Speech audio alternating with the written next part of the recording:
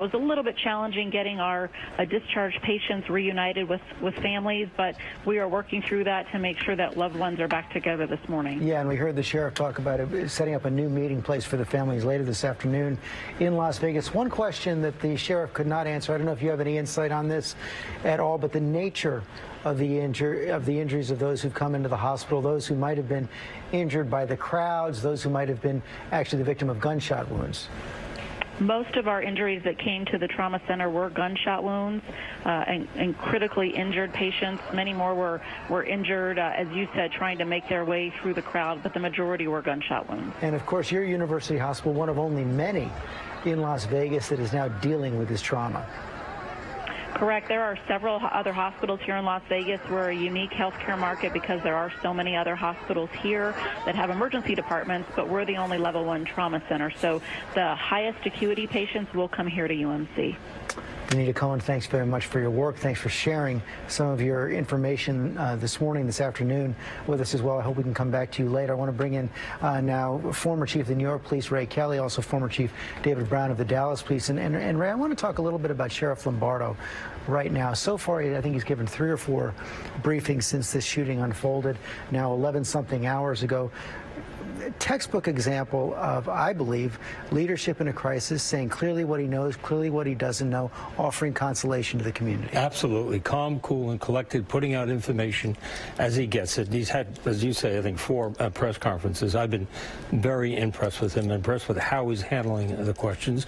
Just as you say what you know and say, hey, we don't know that. You know, and he's doing precisely. And you can see events in the past where the police department has not gotten out and given information, and it's caused lots of problems. Chief David Brown, you had to deal with situations similar to this in Dallas, and you know how important it is to the community. Yes, and you know, the chief is making it look easy, but keeping your emotions in check is quite a challenge when you see that type of carnage and the effects it's having on your community, on the victims, and on your officers. You know, this is a highly charged emotional thing to see this kind of tragedy, but yet be able to do the job in a way where the public feels confidence that your leadership is doing the best it can at keeping us all safe, given this tragedy. And so it's very impressive what the sheriffs have been able to do at these press conferences and on the ground, leading these men and women in the law enforcement community, and along with coordinating with the fire department. And they are taking pains to say now Las Vegas is safe. They believe this is completely contained right now. And Chief Brown, you were pointing this out earlier.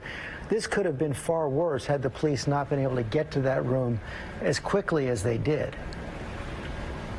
I think we'll look at this story, at this case study, and see that this was an extraordinary response by law enforcement to be able to identify that room on that floor, given scant information about where that shooting might be coming from an elevated position. That's extraordinary bravery and courage to breach that door and go right in, not knowing what they'll be facing, particularly given the firepower that you know this person had to have to be able to do what he had done. It's just extremely impressive law enforcement skill set for the Las Vegas Police Department. And Chief Kelly, all major cities trained in responding to an event like this, but there's no way you can protect every single major event in every single city. No way, although I think you'll see some rethinking about police anti-sniper teams being on high locations when you have major events.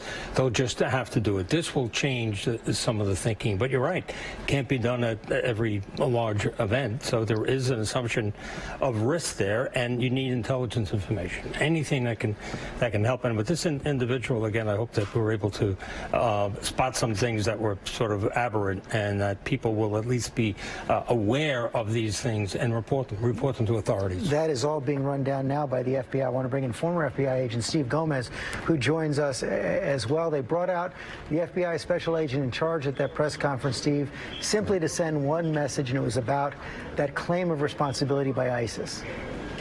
This clearly showed that ISIS is willing to take any opportunity whenever there's a situation, mass casualties in the U.S., to take responsibility. And we have to question now, every time ISIS takes that kind of responsibility, whether they are just taking the opportunity or if they really inspired that kind of an attack, which seems that this did not was not an attack inspired by ISIS. That certainly seems to be what the officials believe by the sheriff so many times referring, Steve, to this gunman as a lone wolf.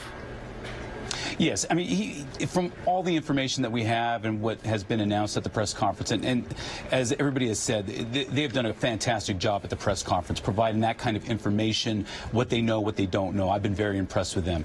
And I think they want to make sure that the public knows that this does not appear to be anything related to ISIS, Al-Qaeda, an international terrorist incident, a lone wolf. It looks very much like that. The question is, what is in this guy's mind? Why did he do this? It certainly is. That is the big question everyone trying to answer right now. I want to bring in our senior justice correspondent, Pierre Thomas, as well. You know, Pierre, we talked about this arsenal he built up inside that hotel room, more than 10 weapons, and the ATF also on the scene right now doing everything they can to figure out how he got these weapons, how they got into that hotel room. Exactly, George. That is a major emphasis.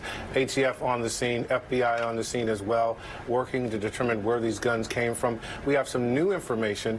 We can't say precisely where the guns used in this attack came from, but we are being told by sources that he was known to buy some weapons legally in that vicinity of Nevada, that he was known to buy some weapons legally. Again, we cannot confirm that these weapons were the ones used in this particular attack, but we're being told that he was known to buy some of his weapons legally in that local area. Yeah, when we heard his brother say he helped move him, and he knew he had some handguns, maybe one long gun, all kept in a safe, but nothing like machine guns that apparently were used in this shooting right here. What other things are the authorities now going through to try to determine what happened here? They mentioned social media, but the sheriff said they hadn't been able to get to anything yet. Exactly, George, and it's unclear whether they will find the social media footprint. Now, we know they've been at the home, as Kenneth Moulton has talked about. Again, they'll be going through records. They'll be looking at phone calls. They'll be talking to associates. Again, does he have a computer? Is there anything that would indicate what he's been looking up recently? Again, they would be looking for additional information about, you know, the purchases. Where did these long guns come from? Were they converted? Were they machine guns when they were first purchased? All that information is being worked on as we speak. Now, the interesting thing is at ATF, they still don't have a computerized network for doing gun traces. A lot of this work will have to be done by phone call and by hand, George. Okay, Pierre Thomas, thanks very much. We've heard the descriptions of the scene last night: commotion, panic, chaos, lots of heroism as well last night. I want to go back now to one of the eyewitnesses on the scene, Brian Cranepool. I'll do my best. I can't even believe how many people were killed. But so I was sitting in the VIP section, and it was right near the stage, and I heard a popping sound. Thought it was fireworks. I looked up in the sky, didn't see anything. I was worried. Jason Aldean stopped singing. There was kind of a gap in his song. It was very surreal. I knew something was wrong, and then I heard shots fire, like just going off, like they were right on top of us. So I ran to the front, up the aisle, laid face down on the aluminum. I was pulling people down because I think a lot of folks didn't realize at that point that the shooting was taking place. They were still sitting up. And I have to tell you, when I was on that ground, that shooting went on for, it had to have been 20, 30 seconds. And you almost left early, there was Brian? A gap. Brian, you said you almost left early, too? Pardon? You almost left the concert early? I was, Robin. Yeah, Robin, it was so ironic. I was going to leave and take a 7:50 flight back to L.A. today. But what's so surreal about this is I'm on the 24th floor of the Mandalay Bay. I have the exact view of this lunatic that killed everybody.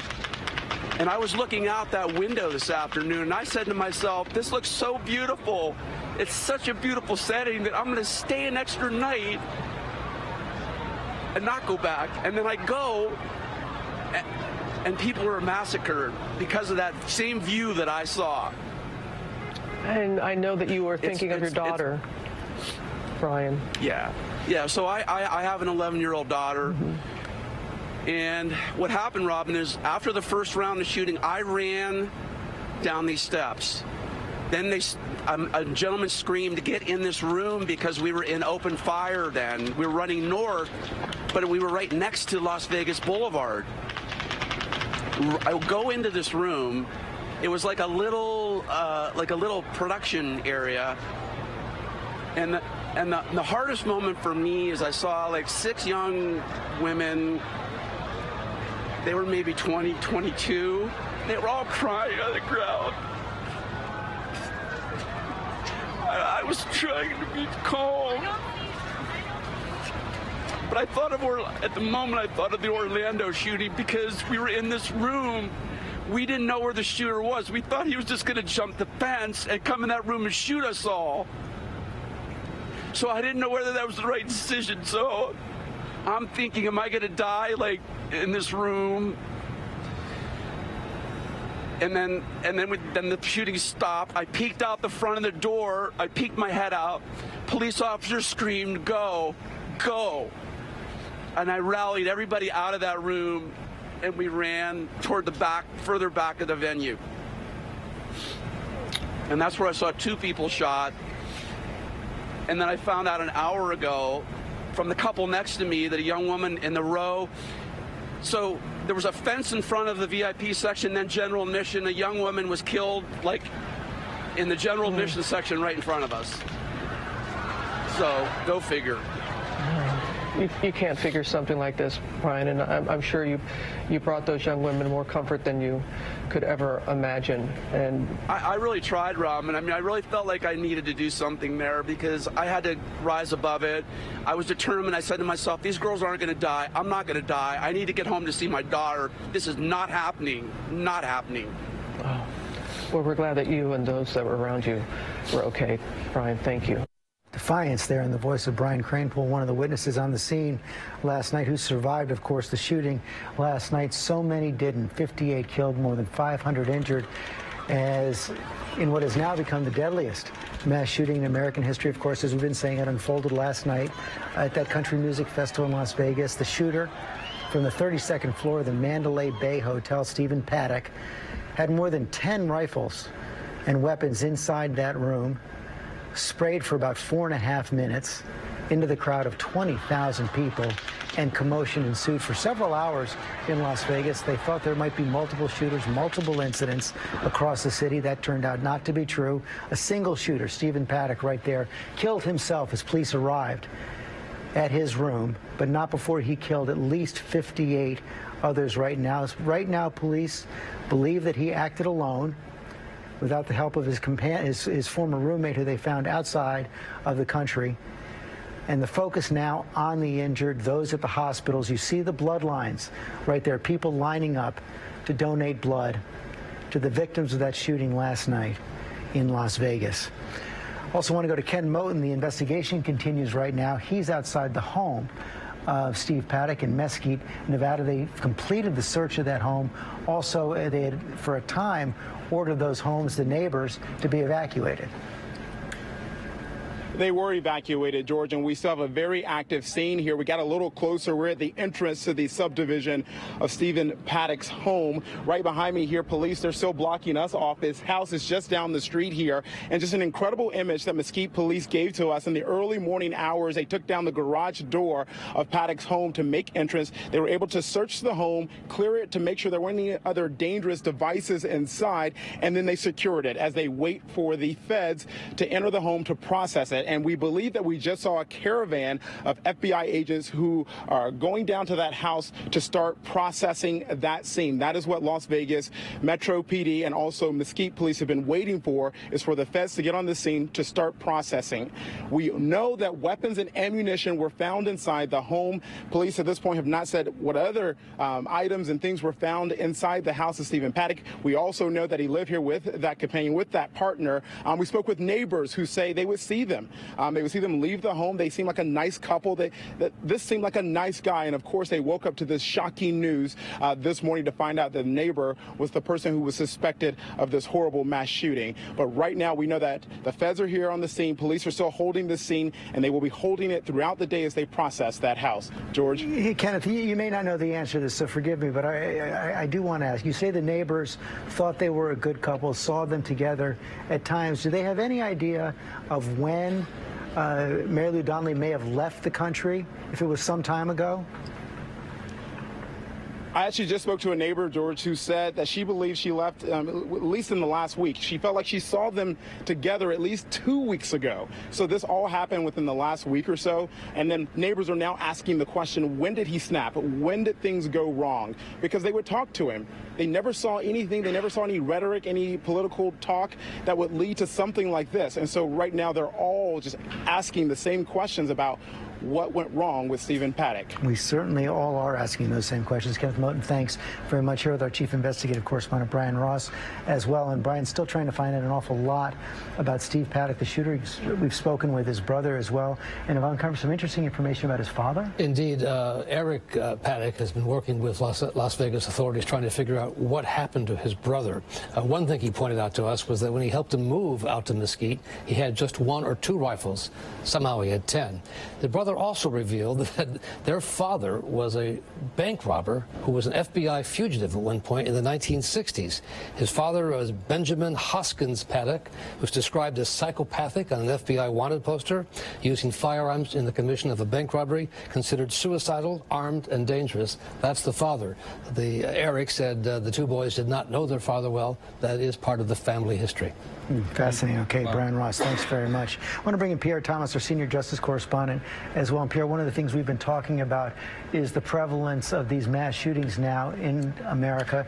Those where more than 4 people are killed at a time. 3 of the 4 worst mass shootings in the United States in the last 5 years. The 4 worst all in the last decade.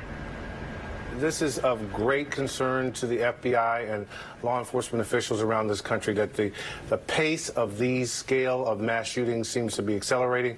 Again, as you mentioned, more than 273 such shootings this year in which 4 or more people were shot. We are getting additional information also, George, about the length that law enforcement is going to in terms of trying to figure out where these weapons came from, because if you cannot assign the motive, you've got to be able to come up with a plan to deal with these kinds of shootings. You heard Ray Kelly say earlier this morning that from now on, looking at sniper venues for mass-scale events like this will probably become standard operating procedure for every police department around the country, George. That's right. Okay, Pierre Thomas, thanks very much. We've heard from President Trump earlier today as well, speaking in the diplomatic room in the White House, calling this an act of pure evil. I want to bring in our senior White House correspondent, Cecilia Vega. Cecilia, the president also saying he wants to visit Las Vegas, visit with the first responders and the victims' families, probably on Wednesday. Right, George. He will be there on Wednesday, and I've got a couple different updates for you. We are told by the White House that he is also still definitively going to Puerto Rico tomorrow, so that up first. The president is here at the White House right now. He's got a visit from the Prime Minister of Thailand, with whom he just met at the entrance to the White House, where the president was asked some questions. He was asked whether it's time for new gun control laws in this country, whether what happened in Las Vegas today is an example of domestic terrorism. 2 questions that the president did not answer. We know today from the White House that he has been on the phone with a number of leaders there in Nevada. Take a look. We've got a photo, I believe. Actually, we've got some video of him on the phone with the sheriff there, Joe Lombardo. Take a listen to that. The fast response that you gave saved hundreds of additional people from being killed. So that's President Trump on the phone with the Las Vegas sheriff. He also has spoken to the governor of Nevada, with the Las Vegas mayor. This, of course, comes after the president addressed the nation today, where he called for comforting those victims, and he said that unity cannot be shattered by evil. Take a listen to the president just a few minutes ago, not long ago, here at the White House. My fellow Americans, we are joined together today in sadness, shock, and grief. Last night, a gunman opened fire on a large crowd at a country music concert in Las Vegas, Nevada. He brutally murdered more than 50 people and wounded hundreds more. It was an act of pure evil. The FBI and the Department of Homeland Security are working closely with local authorities to assist with the investigation, and they will provide updates as to the investigation and how it develops. I want to thank the Las Vegas Metropolitan Police Department and all of the first responders for their courageous efforts and for helping to save the lives of so many. And again, that's the president there not that long ago here at the White House. And he did go on to say again that he will be going to Las Vegas on Wednesday. The reaction to what is happening there in Las Vegas has been pouring in from all over Washington. Among them, Congressman Steve Scalise of Louisiana, who is just now back on Capitol Hill just after being shot himself in a mass shooting here in Washington, that congressional baseball shooting. Gabby Giffords is speaking out, the former congresswoman who was shot herself in 2011. We expect to hear at length from her speaking out today on Capitol Hill. And now, as is often the case in the wake of these shootings, the debate over gun control wages on. And we are hearing from former Vice President Joe Biden today, George, who says that there is no excuse for inaction at the White House and Congress right now. We've heard those cries in the past as well. It had not made much difference in the past. We'll see what happens now. Cecilia Vega, thanks very much for that. I want to go back to the scene. What was happening last night as those shots unfolded? One other witness on the scene, Mike Kronk, who leapt in to help save some of those who were hurt. It was very horrifying. At first, it sounded like fireworks, and then my buddy that was standing right next to me said, "I'm hit," and then we knew it was real, and it was chaos. We got him down, and people screaming, and he got hit right in the chest? Just pretty horrific. My buddy got shot 3 times in the chest. How is he doing? Last I heard, I haven't been on the leave here, but he said he was going to be good. My goodness. So tell us what happened in those moments afterwards. How did you all get out of there? Most people started scattering, and they climbed the fence, but I had to stay with my buddy. So we got him over the fence once the fires stopped and slid him under a stage so we were safe. And then we transported him around the backside of the event. How did you get him around? How did you stop the bleeding? Triage. There was 3 of us carrying him, and there was a cart. And so we got him on the cart, and we wheeled that around. So you were able to get him to the triage, and then where did you all go next, and how did you find safety? Well, I wasn't really worried about the safety part because I was going to stay with my buddy. There were no ambulances available, really, because it was a fire zone. So we actually got 4 wounded people in the back of a truck. I know you got 4 wounded people in the back of the truck, but not all of them made it. No, and no one of the guys in our truck did not make it either. I carried him out of the truck, and he passed away in my arms. Oh, I can't imagine what that must have been like, but you had the presence of mind to try to get people to safety, but this all unfolded so quickly. Very quick. It's surreal. And in those moments, where were your thoughts? My first thoughts were for my buddy, I mean, I wanted to make sure he was taken care of. But, we were pretty much yelling at everybody to stay down, That was what we needed to do. Well, we're glad you're okay now. So sorry for your friend and all those who've lost their lives and loved ones in this. But Mike Kronk, thank you for being with us this morning. Thank you. one of thousands on the scene last night. 20,000 were at that concert when the gunshots started to burst through from that 32nd floor window of the Mandalay Bay Hotel. I want to go back to Matt Gutman, who's on the scene. And Matt, you know, you've got so many lives upended here.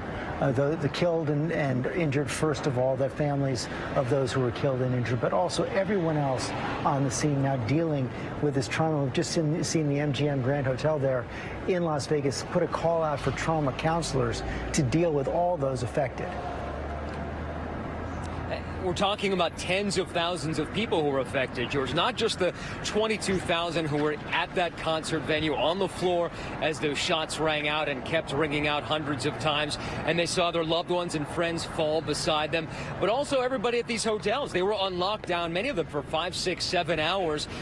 They didn't know what was going on, and adding to the confusion and the chaos was the fact that because of the way that the bullets, and so many of them, ricocheted and echoed in the canyons of the buildings behind me, there were fears that there were multiple shooters in multiple locations, even bomb scares, which ratcheted up the fear across the city. And earlier this morning, I saw a woman who looked to be perfectly fine, wheeling her luggage right off that bridge and down here, walking out of this city because she said, I don't want to be here anymore. But there are some silver linings here, and that man you spoke with, Mike Cronk, I just heard from him, and his friend Rob, the man who was shot 3 times in the chest, and they tried so hard to save. He is out of surgery. He is conscious. I don't know how long his recovery is going to take, but he will certainly survive, and he was well enough to actually speak with his friend, Mike. So a little bit of good news. There are some survival stories here amidst all of this wretchedness and misery and suffering. George. Matt Gutman, thanks very much. Here with Chief Ray Kelly, former Chief of Police in the New York Police Department. You look at the targets these days, a concert, country music concert in Las Vegas, elementary school in Newtown, nightclub in Orlando, college at Virginia Tech, these big mass shootings. We don't know the motive of this shooter right here, but we know the impact, creating terror where people are going about their normal lives. Absolutely. It's so disruptive. People throughout the world are going to be thinking about this event. They're going to think twice before they go to large gatherings, that sort of thing. And very difficult for law enforcement to address it. Unfortunately, it's going to happen, and then you have to respond. The question is how far away are law enforcement? And here in New York City, you're used to it. Ever since 9/11, people have been on alert. People are used to seeing more of a police presence. We have it right here in Times Square, but not so much in a lot of other cities. No, you don't see any city like this, and that includes internationally. And I think it's important to note that when you have, for instance, the New Year's Eve celebration out here, hundreds of thousands of people, for years there's been police officers assigned to the rooftops to look across the street at other buildings, look at other rooftops, the observation posts, helicopters are looking at that. That's a major event. They do it for other events as well, but obviously you can't do it every time that there is a mass gathering. So it is a risk, unfortunately, that we're assuming in this day and age, and there's not much to do as far as preventing it. And Stephen Gomez, one of the few times we saw Sheriff Lombardo bristle at these press conferences was at that question of how come you couldn't stop this. He said, how can you know when it's one person, that's what they believe right now, one person acting alone who had given off very few, if any, clues in his life? Exactly. I mean, this is not something that you could have predicted. The difficult thing about this attack is that this person exposed a gap in security in that he took an elevated sniper position, something we would do in law enforcement. He saw a venue where there was going to be a massive crowd, figured out where he could position himself, and then took that spot. Now, is that something that law enforcement or even the security officials at the casino are able to determine that this person has that intent? Probably not. That's too difficult. You can't read their minds, but that's something that now casinos, hotels, any place where there's a large gathering, the security officials need to be mindful that that could be some way that somebody tries to commit an attack, almost turning the concert into a soft target itself. Well, yeah, that's exactly right. And Brian Ross, as the investigators continue to do their work right here, so far they seem to have ruled out any international connection. But these are investigators in an entire system that has already been on the highest state of alert for years. Absolutely. They also have ruled out, according to the brother, any connection to domestic terror groups, to groups that might be white nation groups, that sort of thing. That has also been ruled out. This person was just a gambler with a girlfriend who liked to drink and play video poker in the afternoon. But then why go for such a massive crowd? That is the question they cannot answer at this point. That's the question they will have to answer. And let me, I don't know if Brad Garrett, the former FBI special agent, is still with us. And let me pose that question to you as well. Usually with these, I guess I'm going to take that back. I shouldn't say any usually, but you think of an event like this as someone trying to send a message. In this case, that may not have been. No, this may be his message to himself, George, that he committed this act because he was that mad, basically, I'm going to guess, at humanity. It's just really the only thing you can come up with. And if they don't find any writings, they don't find any connections, as Brian mentioned, then he's basically maybe has gone to his grave with whatever the motive was to commit such an outrageous act. You've been saying that throughout the course of the morning. You think we may not know. Well, I don't know. I'm hoping we do. The reason I say that, George, is that there's been nothing pop up yet that would suggest all the people around him said things were fine, they didn't notice anything different. He's a guy that, for whatever was going on in his head, was able to project, okay, inside, seething, wanting to go off, and then he plans this shooting. So every one of these mass shootings, there's a thing called leakage, which means they say something to someone, they make overt gestures in purchasing the weapons, they do things that would trigger, as we go back sometimes and look at them, that it's like, well, no kidding, he committed this act. We're not seeing any of those yet. I hope we find them. I'm only suggesting we may not find them. Yeah, so far we have not seen it, but we are getting some new information about the weapons. Senior Justice Correspondent Pierre Thomas has that. George, we heard the sheriff say earlier that there were in excess of 10 rifles in the room. We're getting new information about just how lethal the situation was. I'm being told by a number of sources that it's in the range of about 20 weapons, a combination of handguns and rifles. One source specifically saying 19 firearms in that room. 19 firearms in that room, and it now appears, Pierre, that he was probably using several of them, finishing up a cartridge, dropping the weapon, picking up another one. Absolutely, George. This man was on a deadly mission, every intent to kill as many people as possible. Just a stunning level of carnage and pure evil, as the president said. 19 weapons, Brian Ross. That's quite an arsenal. It certainly is, plus the ammunition that takes some time to stockpile all that. And then to put it in his car and travel from Mesquite into the hotel and move it from the trunk of the car up to his room, and then bringing along a hammer to bash out not one but two windows. Apparently he had a suite was on the corner. So he had two different You see it right there. You see the three windows right there. We also have a shot now of police up in Reno, Nevada, outside another home apparently Mr. Paddock owned in Reno, Nevada as well. Had one in Mesquite, which is closer to Las Vegas. You had reported earlier this morning that at one point he had several $1 million in property. He had several properties. He owned an airplane. He seemed to be well off. Then ended up in this retirement community on the outskirts of Las Vegas.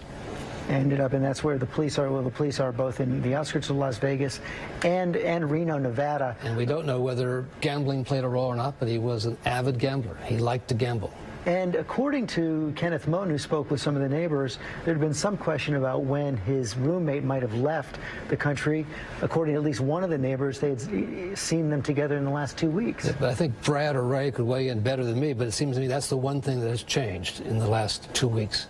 The girlfriend, the companion, left the country. Yeah, and Brad, let me bring that to you, because earlier you were also talking about the idea that Steve Paddock may have been completely isolated. Who knows when that isolation began? Who knows what he was hiding from others? But we did have that report from Kenneth Moten that neighbors had seen them together out in public, showing no signs of any distress in the last couple of weeks. Yeah, but George, if you have any social skills at all, you can sort of fake it. If you're not really in intense conversations, long-term conversations, you know, we all have niceties with each other. So his social skill set may have been okay. I'm going to guess there's so many weapons, he's been stockpiling those for a period of time. Maybe at an offsite where she didn't know that he was actually acquiring all those weapons, or, you know, even thinking about committing the act he was committing. I'm only going to suggest that he's been thinking about this a long time, and was going to, I'm going to guess also that he was going to empty all 19 of those weapons if the SWAT team hadn't kicked in the door or blew the door off. Yeah, he was armed and loaded and ready to kill in such massive numbers. I want to go back now to another one of the witnesses we saw on the scene. Jake, what can you tell us?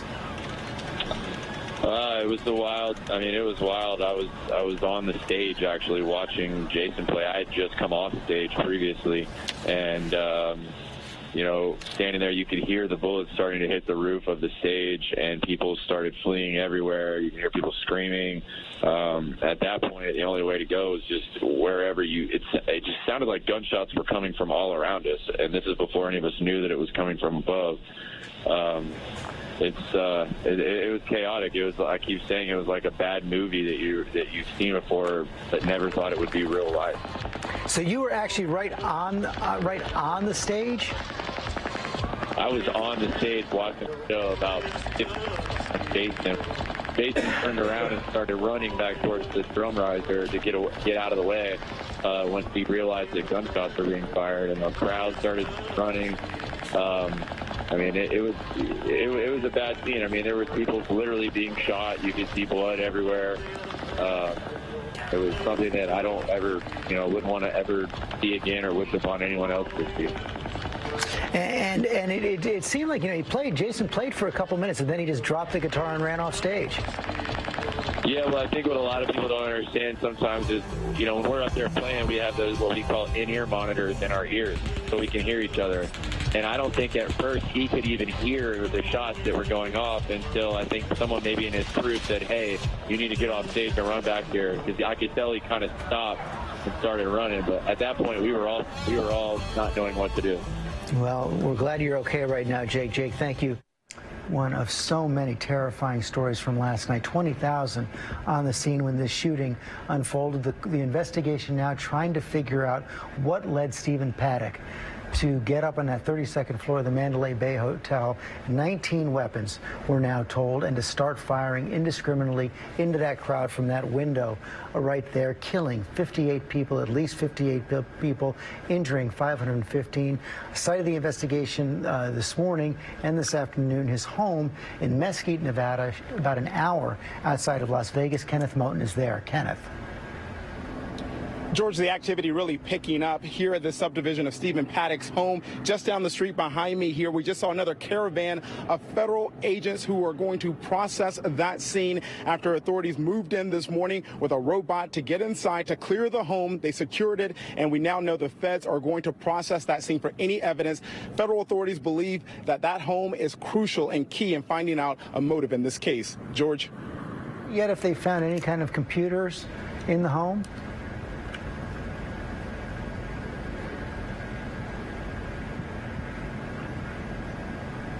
I think we lost the connection to Kenneth right there, because I'm here with Brian Ross, our chief investigative correspondent. Right now, that, according to police, is going to be the key. Seeing what they can find on his computer files, on his iPhone, any clues on social media. Right. Is there anything in there, any ideology he was following, any connections he had that would perhaps provide a motive? His family says no, there are no such connections. The FBI says no connection they see so far to international terrorism. His brother seemed absolutely mystified, also in another kind of shock. Yes, exactly.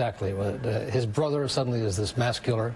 He had helped move him to Mesquite, had a couple of guns, handguns, one or two rifles, not this kind of arsenal that we're hearing described today by Pierre Thomas. Final word from Matt Gutman on the scene in Las Vegas.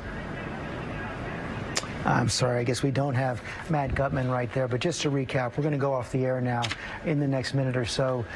We have been covering all morning long the deadliest mass shooting in American history. It unfolded in Las Vegas last night, shortly after 10:08 Las Vegas time, when Stephen Paddock opened fire on that country music festival. Jason Aldean was performing on the stage at the time. The shooter was up in that hotel room at the Mandalay Bay Hotel on the 32nd floor, broke through the window, 4.5 minutes of gunfire, 58 dead, 515 wounded. For now, we're going to return to regular programming, coverage all day on abcnews.com. You can get the latest breaking news alerts from our app.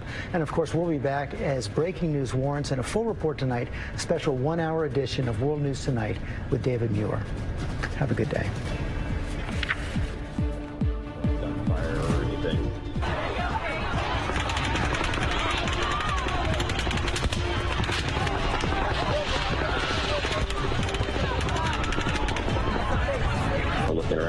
ducking, but a lot of people thought it was just bottle rockets or some kind of little mini fireworks or something. And then we saw them yank the Jason Aldean, the performers off stage. I saw Jason Aldean drop his guitar, and I'm like, I'm out of here, okay? It's one of those things that's surreal. You don't realize what's going on and how life-changing it can be just in that moment. So I'm just thankful for all of our friends getting out, and hopeful for anyone that got hurt that they have a good, quick recovery. People still didn't understand, like, when the shooting started, that a shooting was happening. They were, like, in that frozen moment, and I was like, oh, man, I'm like, I hope these people don't get hit. The audience on the 32nd floor, SWAT has explosive breach. Everyone in the audience. This has been a special report from ABC News.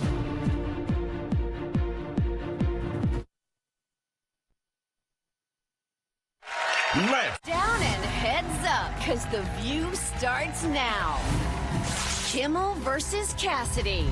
I'm sorry, he does not understand. Oh, I get it. I don't understand because I'm a talk show host, right? He's slamming the senator for lying about health care. But who's telling the truth? By our own example, we must teach children to be good stewards of the world they will inherit. Mixed messages. The First Lady's on a mission to stop cyberbullying. But isn't her husband a repeat offender? Plus, Joe Scarborough and Mika Brzezinski are going from Morning Joe to spilling tea at the Hot Topics table. And no question is off limits. Let's fire up Hot Topics with Whoopi, Sarah Haynes, Joy Behar, and Sunny Hostin. Now, let's get things started.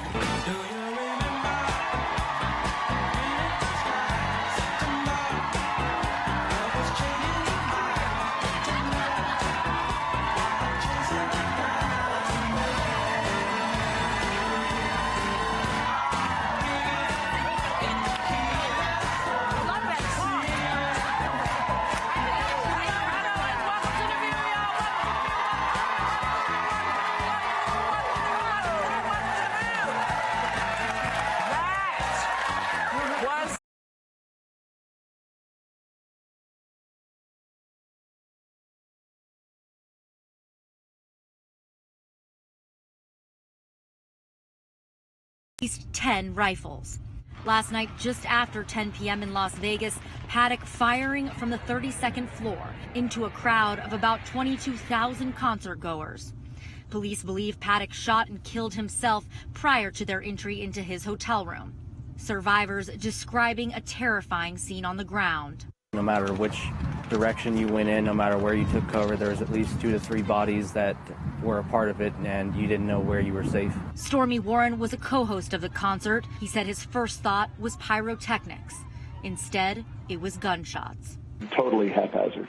It seemed like he just wanted to hit that group of people, and as many of them as possible. And if that was, in fact, Stephen Paddock's goal, he succeeded. We now know the death toll has raised to at least 58, with more than 500 people still in area hospitals. Reporting live from Las Vegas, I'm Kristen Holmes. Now back to you.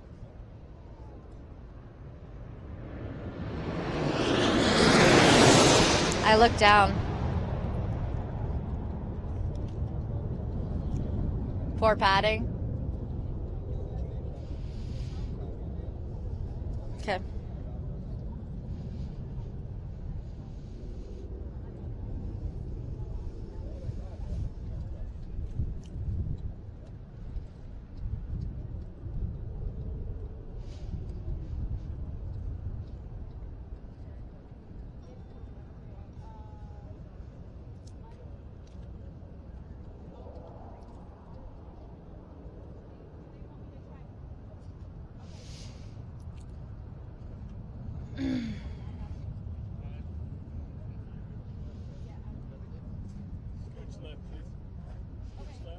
I'm sorry. Investigated. I just want to say thank you to law enforcement and to all the first responders who are now fighting tirelessly to protect and save lives. I had the opportunity to stop by Sunrise Hospital earlier this morning. Saw firsthand a lot of the victims, a lot of the family members, but I also saw a lot of nurses and doctors that were working tirelessly to save lives. You know, I don't know if I have words to describe what we're going through and what these poor, unfortunate victims are going through. We're angry, we're grieving, we're confused, people are hurting. And also, you know, I thought it was fitting that Mayor Carolyn Goodman also described this man as a crazed lunatic full of hate. And that's about all we really know about him right now as we try and figure out exactly what happened. Again, the shooter has been identified. There you see it on your screen as 64-year-old Stephen Paddock. He is dead. Right now, indications are that he may have committed suicide as police there were sort of zeroing in on him. However, Sheriff Lombardo also saying that some officers did fire at him, so we don't know exactly sure how he died, but indications are that he might have taken his own life. We don't have a whole lot of information about him other than he has no criminal history. He has maybe one citation, I believe, so far we've been able to find. He lived in Texas for some time. He worked as an accountant for some time. And his brother says that, to his knowledge, to the best of his knowledge, he was not, Stephen Paddock was not someone that collected guns, was an avid gun guy at all, had no military training whatsoever. There's his brother. And so this is his brother. Yeah, let's listen in again on that interview. He bought the machine guns and he did this. I mean, it was him who did this. Last time I talked to him was he texted me to ask how my mom was after we didn't have power for 5 days in the neighborhood. You know, he talked to her on the phone a week or two ago and then sent her a walker because she's having trouble walking. All right, there you heard the shock, and he said, "I'm dumbfounded." That was the brother of the suspect. No clue this was coming. And did I just hear correctly? Did he say he sent his mom a walker? Is that what I just heard? Was that correct, guys? Yeah, I think did I hear that correctly? So, wow, again, there's another baffling piece of information. Okay, Dana, let's go to you. We are piecing together more and more information. We heard from Brian Ross, chief investigator for ABC News earlier, and he has been digging even more. Let's listen to what he has to say. He, in an interview, actually spoke with the gunman's brother, the person we just heard from, but I guess he revealed a little bit more about their family and their father. Let's listen. Their father was a bank robber who was an FBI fugitive at one point in the 1960s. His father was Benjamin Hoskins Paddock, was described as psychopathic on an FBI wanted poster, using firearms in the commission of a bank robbery, considered suicidal, armed, and dangerous. That's the father. Eric said the two boys did not know their father well. That is part of the family history. Yeah, so an interesting note there as we still get more information about him, his background, his family. Also, I'm not sure if we mentioned the number of weapons that were found in the gunman's room, but Pierre Thomas from ABC News just posting a report as well saying about 20 weapons were found in the room, a combination of rifles and handguns. So just obviously learning more and more as investigators comb through not only the hotel room, but the home in Mesquite, Nevada as well.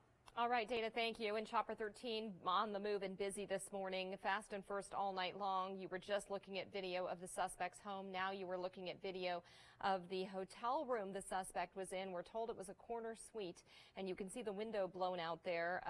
We thought perhaps he fired and shot the window out, but Sheriff Joe Lombardo said he had some sort of hammer device that he apparently used to knock the glass out, and then he began shooting. He had obviously planned this attack for quite some time.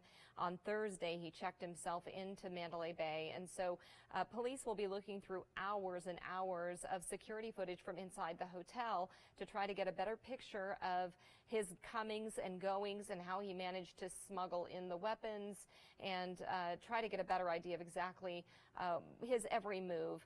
And now keep in mind, Las Vegas Boulevard is one of the most surveillanced cities in the country and in the world. There are surveillance cameras on all of those properties, inside and outside, and so police they have months of work ahead of them as they pour through all that surveillance video to try and put together a timeline of what he did and when he did it. We know the timeline from the time he started shooting, but obviously there was a lot leading up to this. Police have served a search warrant at his home in Mesquite. They have confiscated some items, probably computers, and we've just learned that he had an additional property in northern Nevada, and they will be serving a search warrant there as well. You know, I know my mind is racing right now that we've learned that he checked in on Thursday. So, you know, one of the many obvious questions is, well, take me through what happened Thursday, Friday, and Saturday. Where was he? Was he down there on the festival grounds at some point? You know, these are some of the questions. Hopefully, speaking of that surveillance, they'll be able to answer some of these questions about what exactly he was doing. Why did he check on Thursday? Why did he wait till Sunday? We'll have to all wait and see in the coming days ahead here. But you bring up a really good point.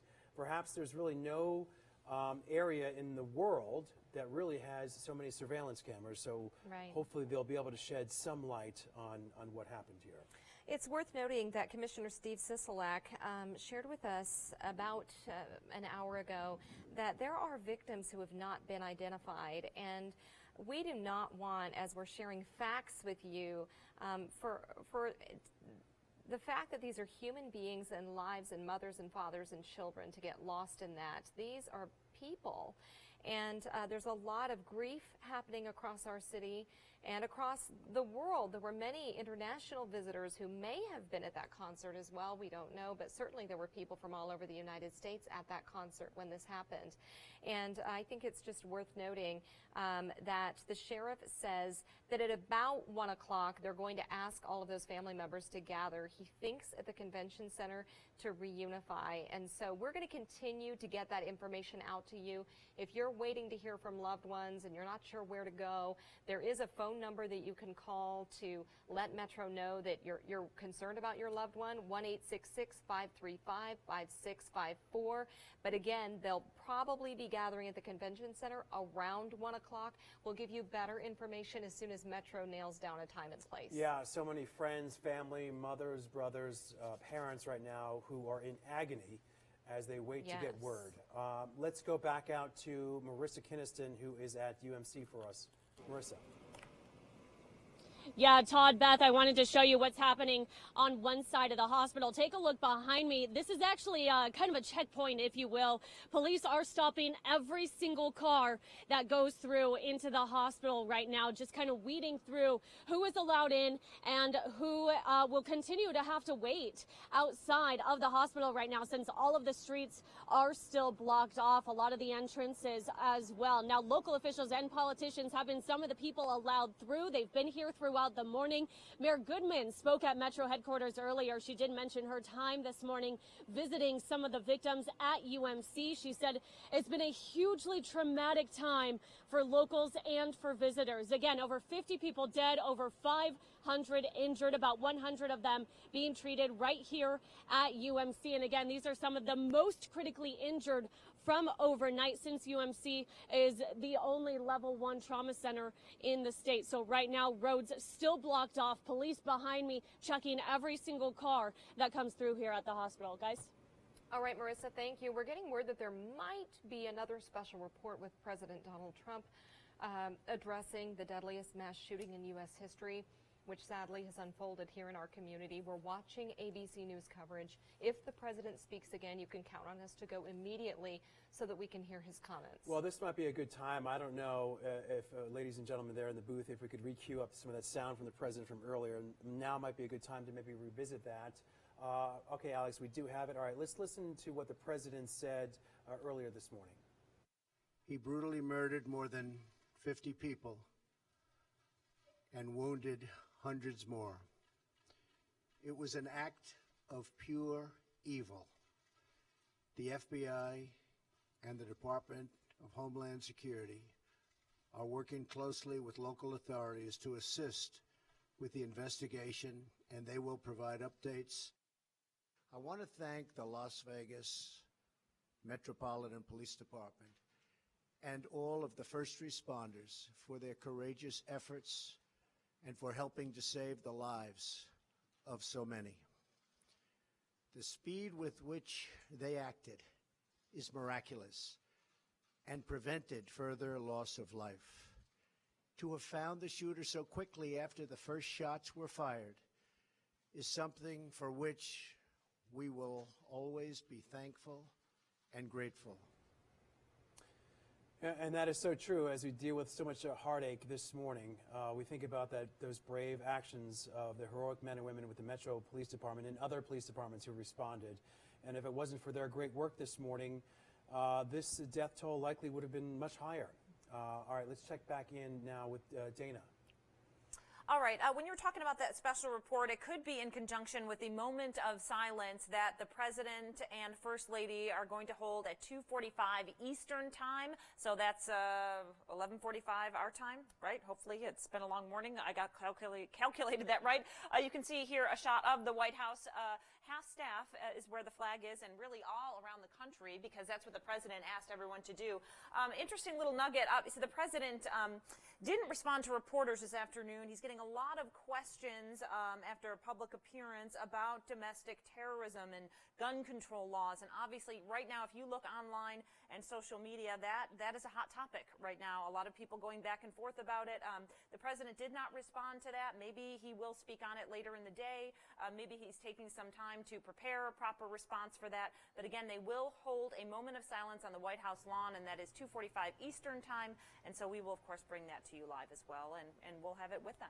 Dana, before I let you go, we also saw earlier you brought us a phone call when the President called the sheriff and the mayor, and he is coming to Las Vegas this week. Yeah, he'll be here on Wednesday. He's supposed to visit Puerto Rico tomorrow in that promised visit there, so that might be why he's waiting to Wednesday to come here. Plus, obviously, as things continue to go on through the week, it's a little bit easier sometimes to wait a day and make sure to see how you can get in, how you can help, and things like that, who he needs to visit with. He will be here on Wednesday. He did call the sheriff, and he did say, you know what, your first responders, you can hear in the little clip, he said you saved hundreds of people's lives. It could have been much worse.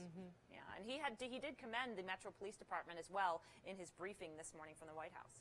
Yeah, everything we're hearing from witnesses down on the scene and also all of our community leaders is that Metro did a phenomenal job responding, and Sheriff Joe Lombardo also giving credit to the Clark County Fire Department. That's their jurisdiction, the Strip Corridor, and he said they absolutely saved hundreds of lives, and so a big thank you to those first responders as well, and all of the ambulance crews. We've heard over 120 ambulance units responding, and we were told that they just kept cycling back for more victims, that men and women who were off duty raced in to community ambulance and AMR, raced in Southwest and hopped in an ambulance and went. You know, we're talking about the timing of this, and again, I'm going to call on our great hardworking men and women right now in the booth for us to maybe cue up the sound, but it is the longer sound where you hear the 2 or 3 cycles of gunfire to sort of give you some amount of time. Again, we don't know if this is the full length of the shooting,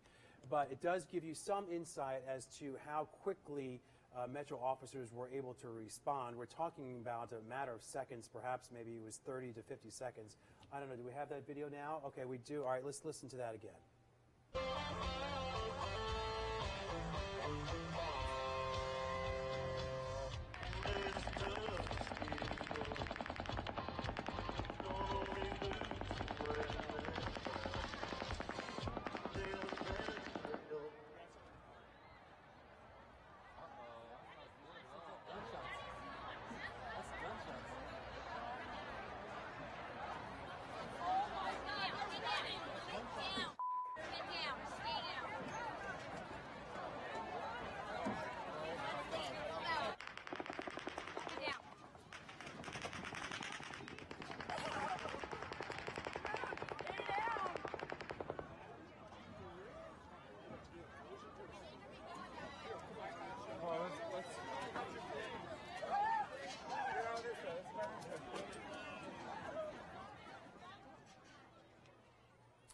Okay, so as I look up now at the clock, by my estimate, that's about maybe 45 to 50 seconds total. Again, we don't know if that's the full length of the amount of gunfire, but it just gives you an idea of just hearing that the witnesses react to it, where you heard that guy say, I don't want to say in a playful manner, but almost in that nervous, uh-oh, is that gunfire? And then all of a sudden, yes, they realize that is, and then the horror, the fear, the panic.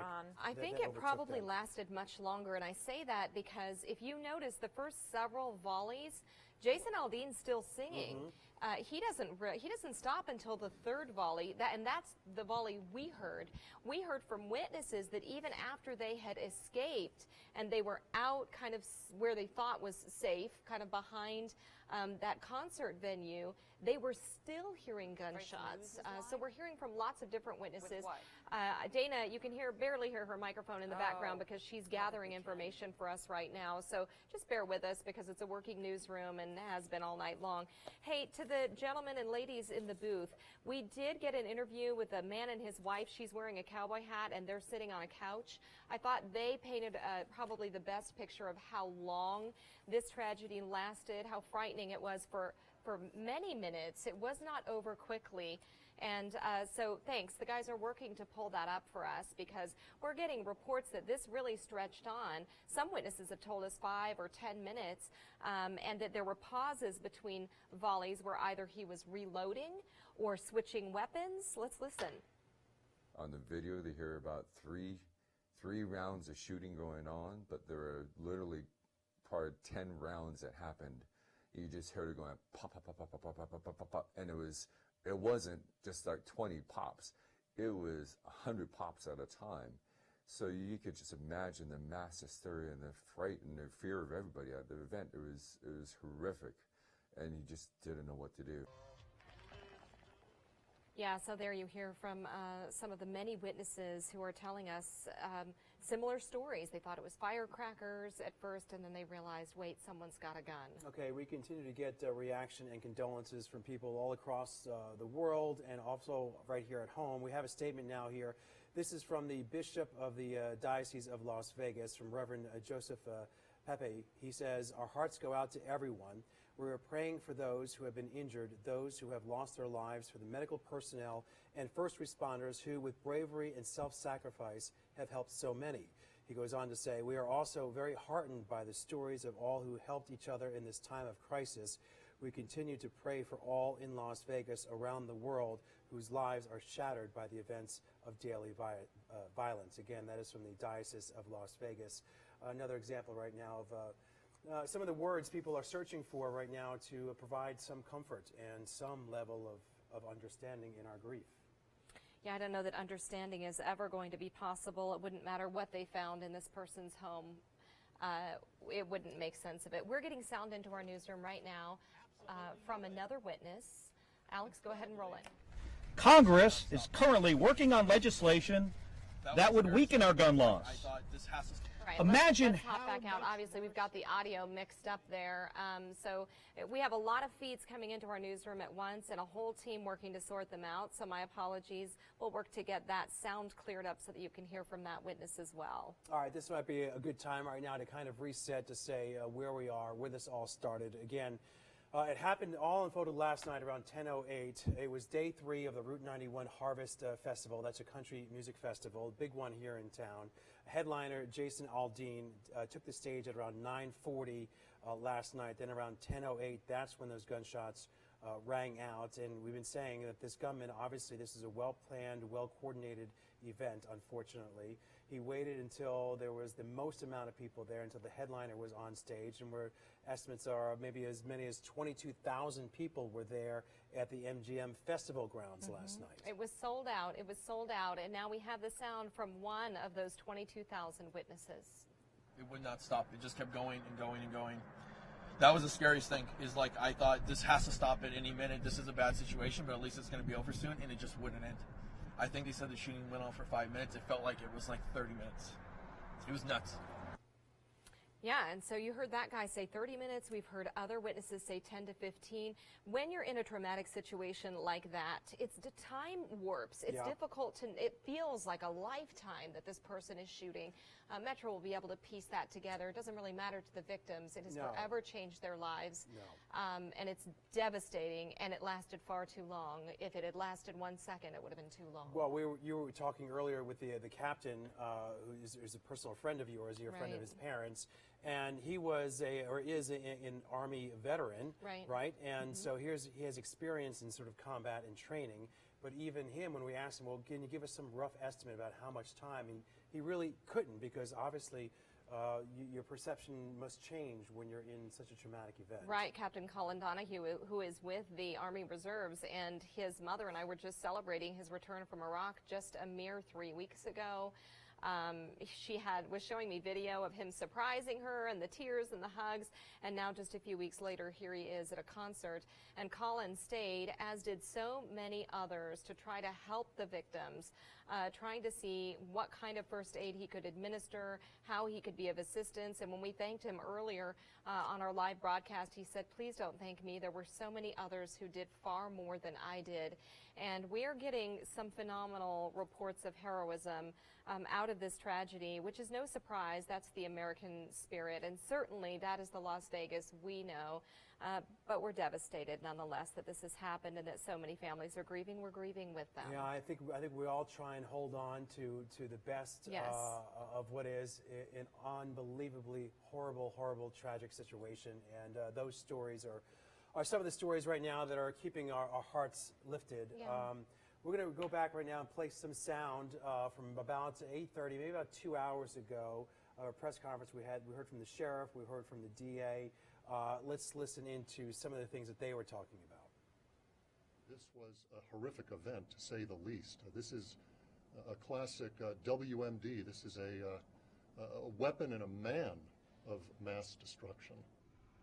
What we ask for is blood. That's the main thing right now, is that if our people want to do something and they are healthy, then please donate blood. We'll have plenty of bags available. Always call a hospital if you're unsure where to go. We do know that he brought the weapons in on his own. In an original briefing, we believe that he was in partnership or companionship of a female, and we have determined the female is out of the country. So he brought these weapons in on his own. As far as method, I don't have the ability to give you an accurate picture. Yeah, on his own right there are the key words that the sheriff just used, because earlier we were reporting that ISIS was trying to claim responsibility for this attack, saying that they had converted the shooter some months ago. But during that press conference, we heard directly from the FBI, Special Agent Rouse, who so far has determined, quote, no connection, there is no connection to international terror group. So debunking that, obviously ISIS does not have a lot of credibility. Right. Would love nothing more for us to incite more fear and panic than what we already are going through. But the FBI saying, as things stand right now with their investigation, this is the act of a lone gunman, and 5-hour wait, it may be even longer than that. So it may be a better idea at this point to plan on donating blood tomorrow and in the next few days. They're going to need it for quite some time with hundreds of victims. So thank you so much, Las Vegas. Our governor asked for blood, and you have responded in a big way, and we are grateful for that. And we're not just talking about people here in Las Vegas, but Yasmin was out there and she interviewed, I believe it was a postal employee, right? Correct me if my memory serves me correctly, who's from Florida, who's here with a group, and they all decided, you know what, let's go. Let's get in a car. Let's go down and let's donate blood. And Florida has had their own trouble recently, with the hurricanes, so we're really moved that they would go down and donate blood while they're here on vacation. Justin Bruce is standing by, kind of taking a look at maps for us. Justin, I'm sorry, friend. I just need a little bit of clarity. Is everything open again? Is it smooth sailing? All right, can you update our viewers? Yeah, I'd be happy to, Beth, and you and Todd have done a really great job of keeping us on top of things. Let me reset here and zoom in. Of course, this is the Strip. Areas in purple on this map are closed, and the Las Vegas Strip is going to remain closed from Tropicana to the north to Sunset down on the south. That is expected until tonight. So, we are going on so far almost 8 hours, 10, 11, 12 hours of being closed, and this is not expected to open back up until tonight. So the Strip from, again, Tropicana all the way down towards Sunset completely closed. We've got a couple of I-15 exits that are also closed. Russell Road, the exit from the 15 in the southbound lanes, you can get off and go west on Russell, but you cannot turn east. So Russell Road is closed from the 15 all the way over toward Las Vegas Boulevard. Mandalay Bay Road is also closed from the 15 really around Frank Sinatra over toward Reno. So those are the closures that we have right now. If you don't need to be near that south side of the Strip, obviously avoid that area. And like I said, guys, the Strip is expected to remain closed until sometime tonight. If that changes, I will update you and let you know. And thank you so much for the update. It's difficult to keep track of all of it, so I really do appreciate it. And if you're staying in Mandalay Bay, you are allowed back into your hotel room to get your possessions. They're allowing everyone back in. It is not business as usual, let's be honest. It's devastating. But and it won't it's be open. likely for some time. Yeah. It's open, at least. And as a matter of fact, everything except the 32nd floor, because keep in mind, that's the floor where the shooter was. That floor remains closed. And MGM Resorts, they own the Mandalay Bay. They tweeted out the need for counselors. For trauma intervention counselors who can volunteer. So I sent it to a group of my friends who are licensed therapists, and they said, we're on it. And I know, so there's so many different ways people can help. Therapists, blood, Steve Sisolak has set up a GoFundMe account, people dropping off water, other people gathering to pray. There are many ways our community is coming together. All right, let's check back in with Dana.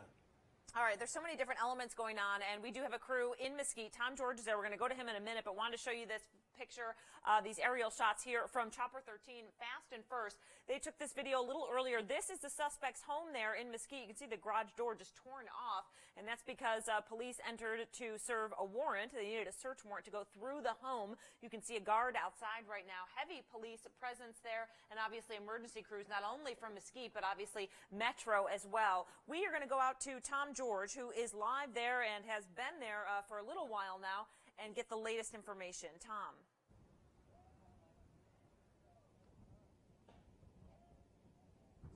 Well, Dana, you mentioned all the crews on scene, and that continues to grow. Obviously, anytime you have a situation of this magnitude, you're going to have more and more jurisdictions involved. Just in the last half hour or so, we saw a caravan of maybe 9 or 10 what looked like federal investigators, unmarked cars, all going down this street that leads up to the cul-de-sac where Stephen Paddock lives. We've also seen some other crews from North Las Vegas CSI coming in. That's in addition to what we've seen from Mesquite as well as Metro, all investigating this area right now. We're told that they had to evacuate neighbors.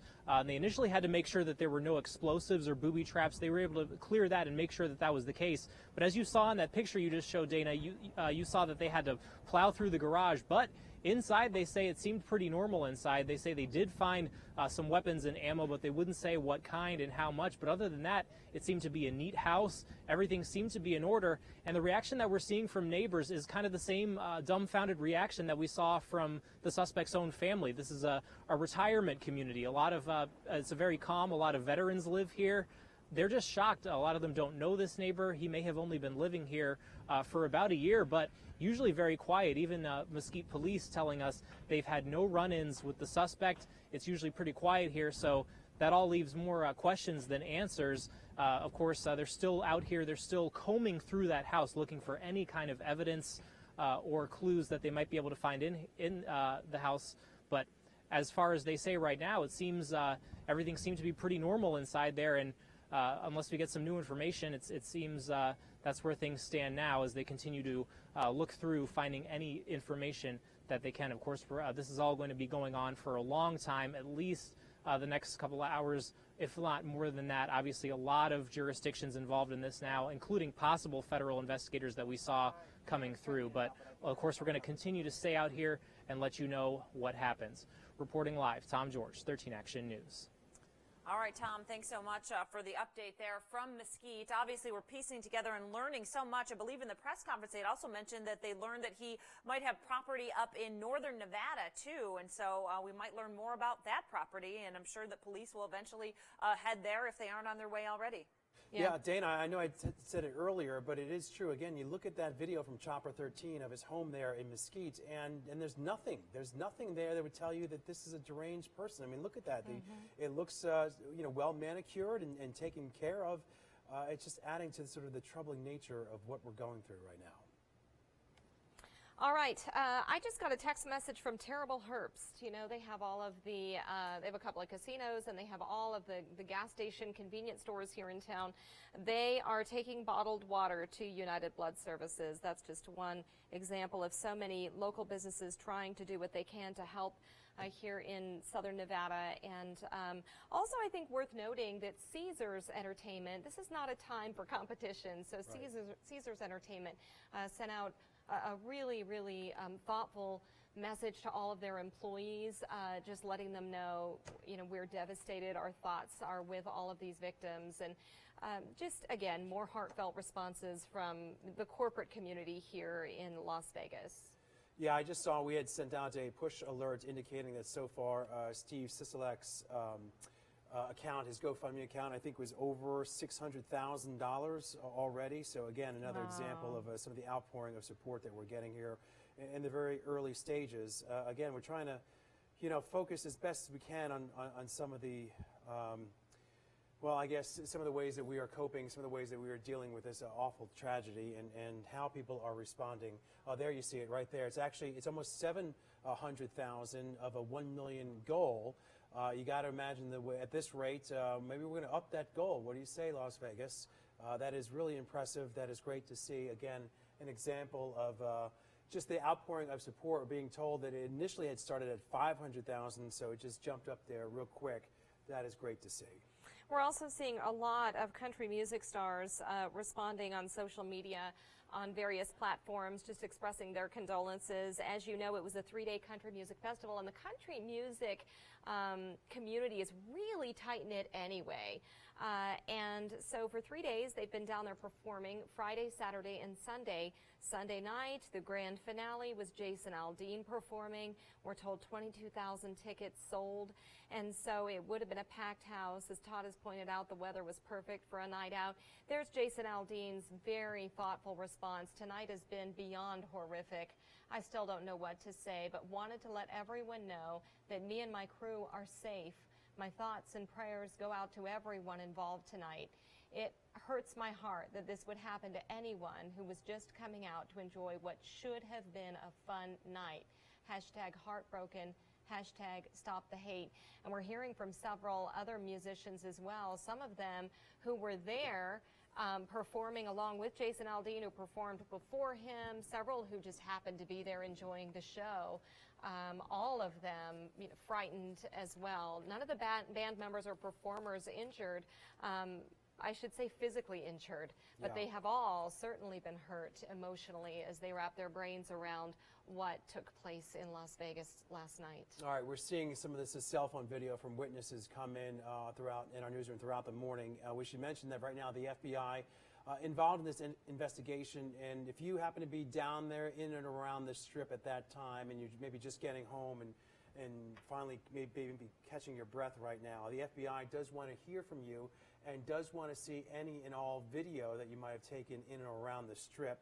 They do have a phone number that you could call, and it's very simple, very easy to remember. It's 1-800-CALL-FBI, 1-800-225-5324. Again, 1-800-CALL-FBI. They want to hear from you. They want to sift through some of this video in trying to see how, what if any kind of evidence it might be able to provide.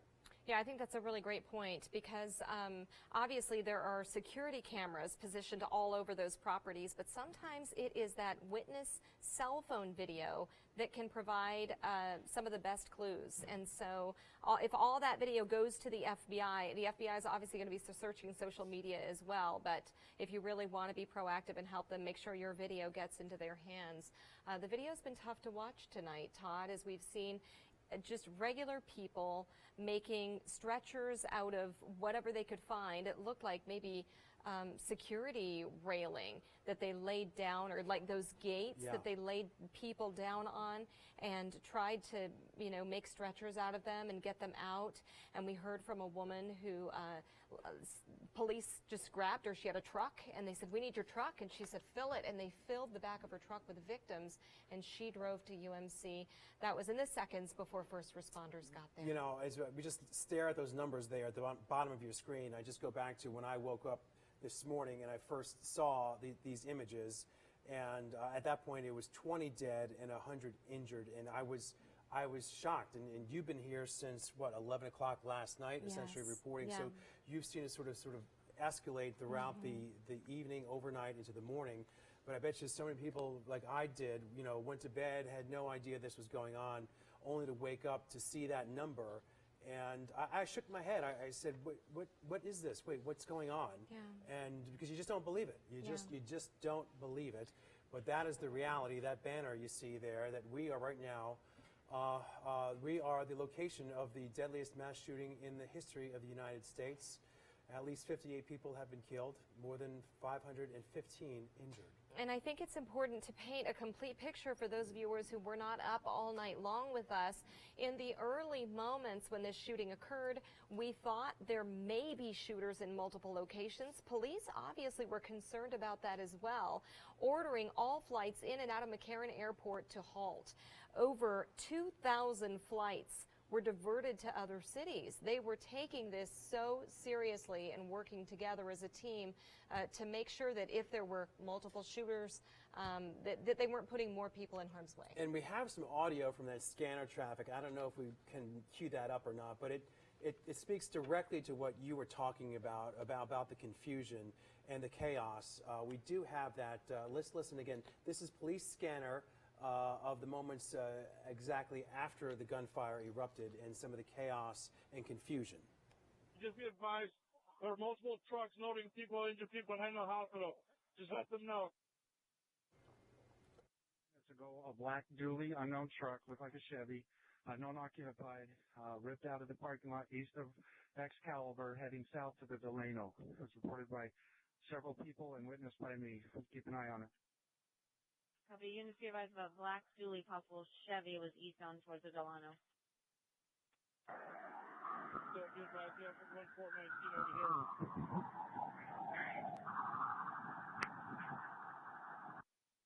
So be advised, yeah, from 1419 over here. And now that I've heard that now for, I think this is the second time, you heard them reference the black dually, and I'm not a big truck guy, but I believe that's sort of referring to a pickup truck with the double wheels in the back.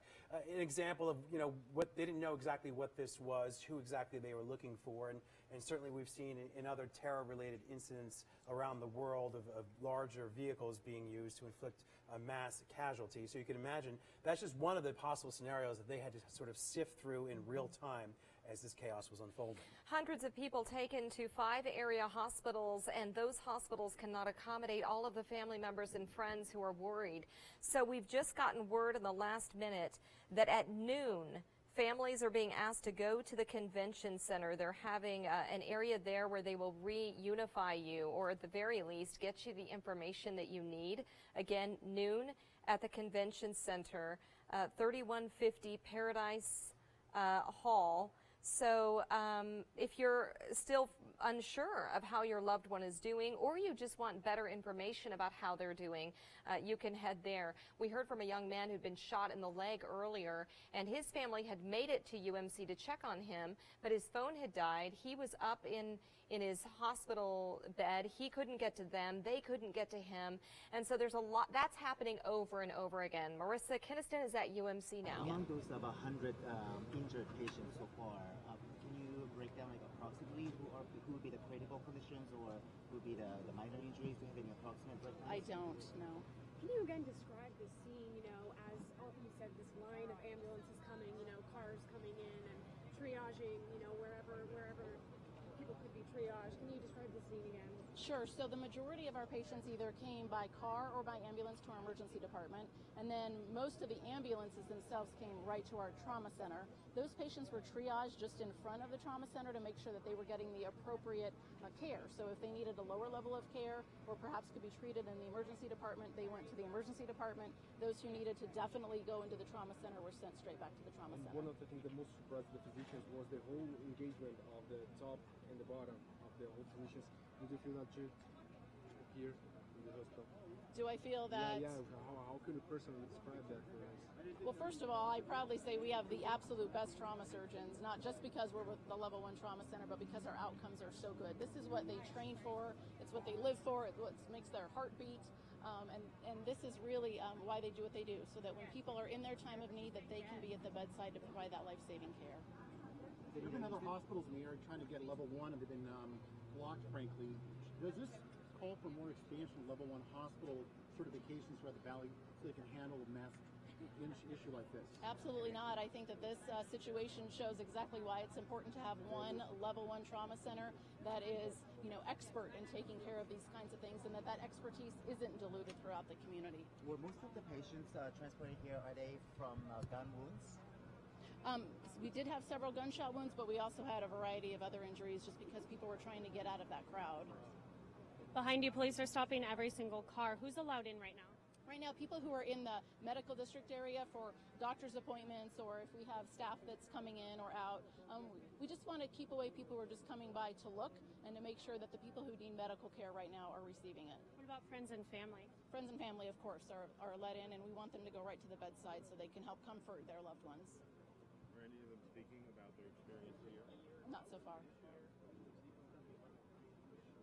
right. Thank you all. All right, that is Marissa Kinniston for us there at that press conference unfolding at UMC. We just want to take a moment real quick, and we're going to sort of switch out here. Beth, you've been reporting on this since 11 o'clock last night. So you're going to go home and get some rest. Just internally, we have sort of all hands on deck here at 13 Action News. We're going to switch in and out staff throughout the coming day at the very least.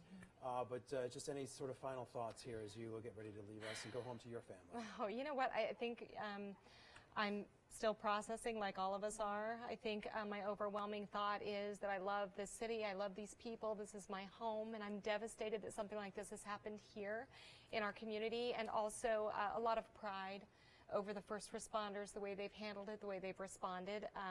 They did a phenomenal job. We'll be okay. Yeah. We'll be okay. We're just all hurting this morning. Oh, we're hurting because, and too, the whole world is looking at our city, and we don't, but it's tough too because I don't know if we've even really taken it in, processed it, just like the people out there. We're kind of trying to get the information out, and I just want to say, you know what, it's great to work. We've been wall to wall, been getting a lot of thank yous from people saying thank you for not running commercials and just getting the information out. Right. And I just wanted to say I'm proud to work for a company who's doing that, and that's why we're quickly, I'm scooting in, you're scooting out, Yasmin's going back, and we're just going for it. We want to give everyone information. We believe in what it is, the principles that we do here, and today is the day to get as much information out to the public as quickly as possible.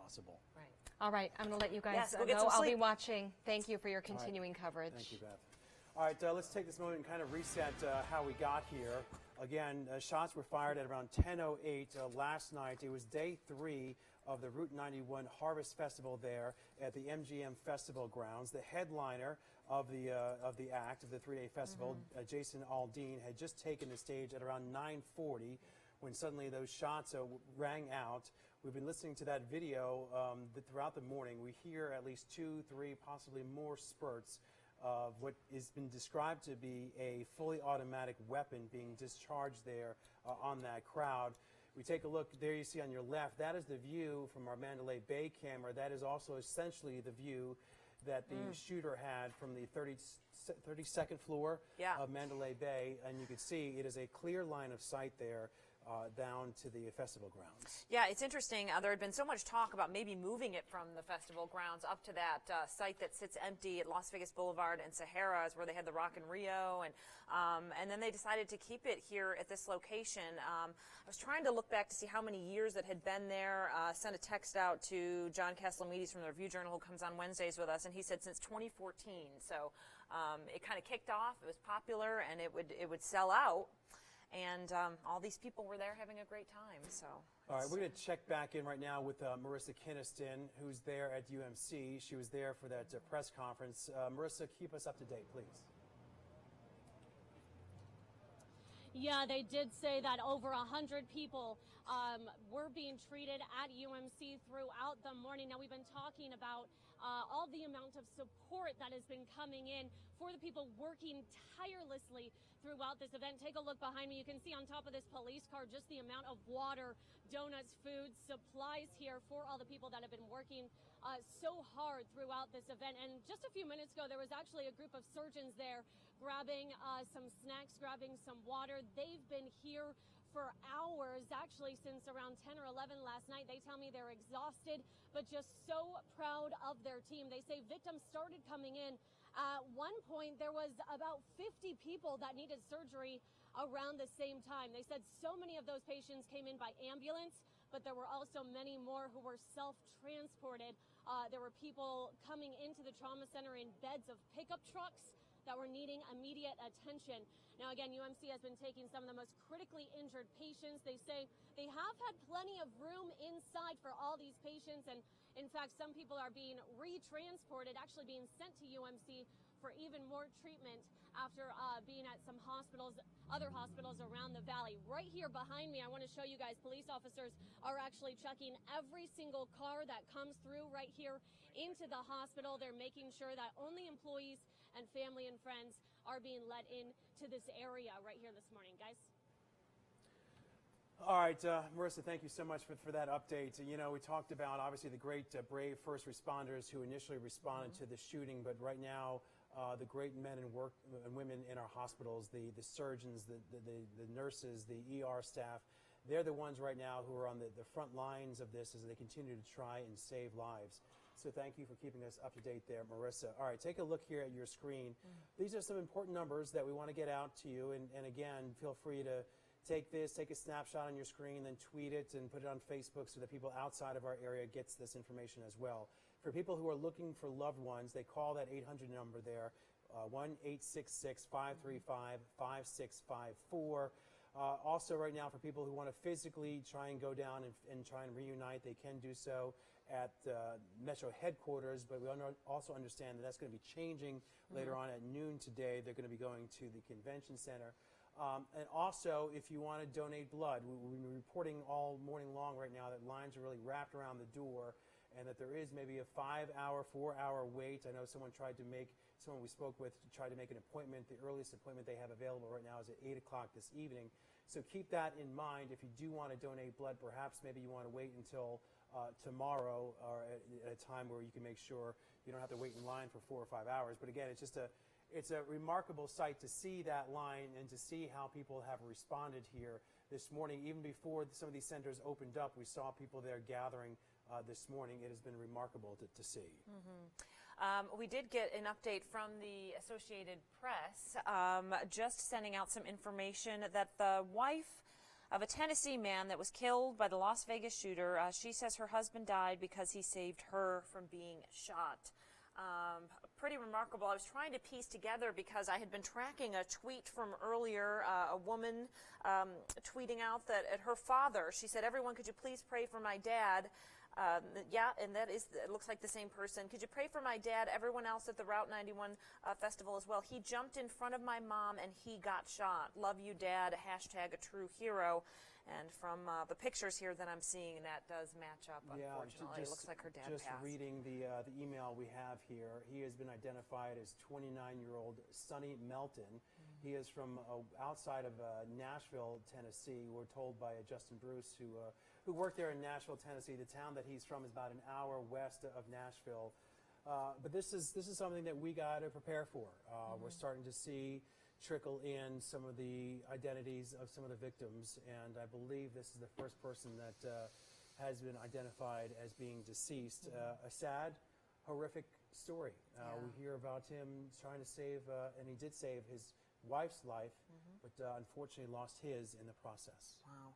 Yeah, like we were saying, we're going to start to see names rolling out. There could be people that we know, and a lot of people haven't contacted anyone. Plus, it happened late at night, so you may go to sleep, get up, not even think about it, and have not have heard from that person for a little while. So I'm sure you're getting messages, I'm getting messages, people even checking on my well-being when you hear Las Vegas. So we have, that's only the first of a long list of people, in fact, 58 or 59 people that have died at the Route 91 Country Music Festival, and then more than 500 people are hurt. Sunrise UMC overwhelmed with people and first responders and nurses and emergency crews and trying their best. Sunrise put out a press release a little while ago saying, there were about 180 people that came there, and they said, 14, and we've lost 14 of them already. I think we heard the word swamped, and that gives you an indication right now of what they're doing with, oh, look at this. This is Boy, you know what? You need something to kind of lift your spirits.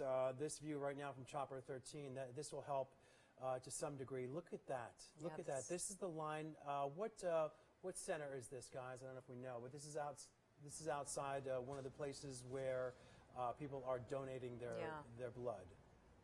Yasmin, Right. and you were just there. This Yasmin is the one on Hassan Charleston? is now back in the studio. Yes, this is on Charleston, right near Rainbow. And guys, we were out there around 3:30, 4 o'clock in the morning, and there were 60 people there. Amazing just to hear that. People were out there. They said they'd wait until the doors were scheduled to be open at 7 a.m. And when I left about 20 minutes ago, there were easily over 500 people. It was difficult to show you guys throughout the show how many people were there, but now with Chopper 13, you can get an idea of just how many people.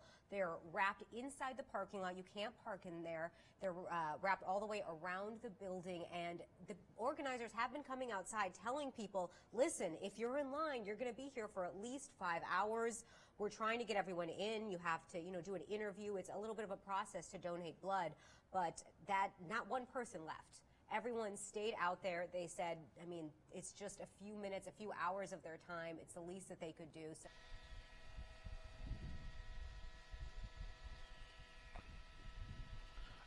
I think set down and stay down for now since we cannot get into the Bravo airspace. We'll work out another plan when we get on the ground.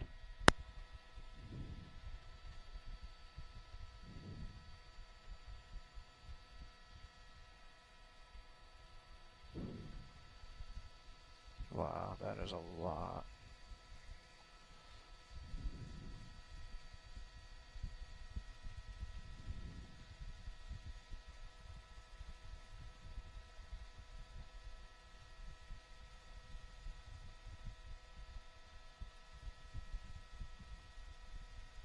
All right, that should be good.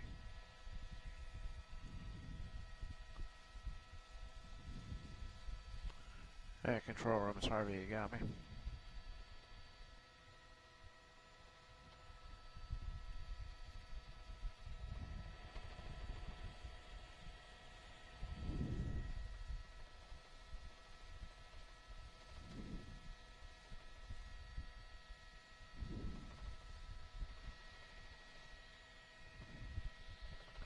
And chopper to base. We're gonna go sit down now.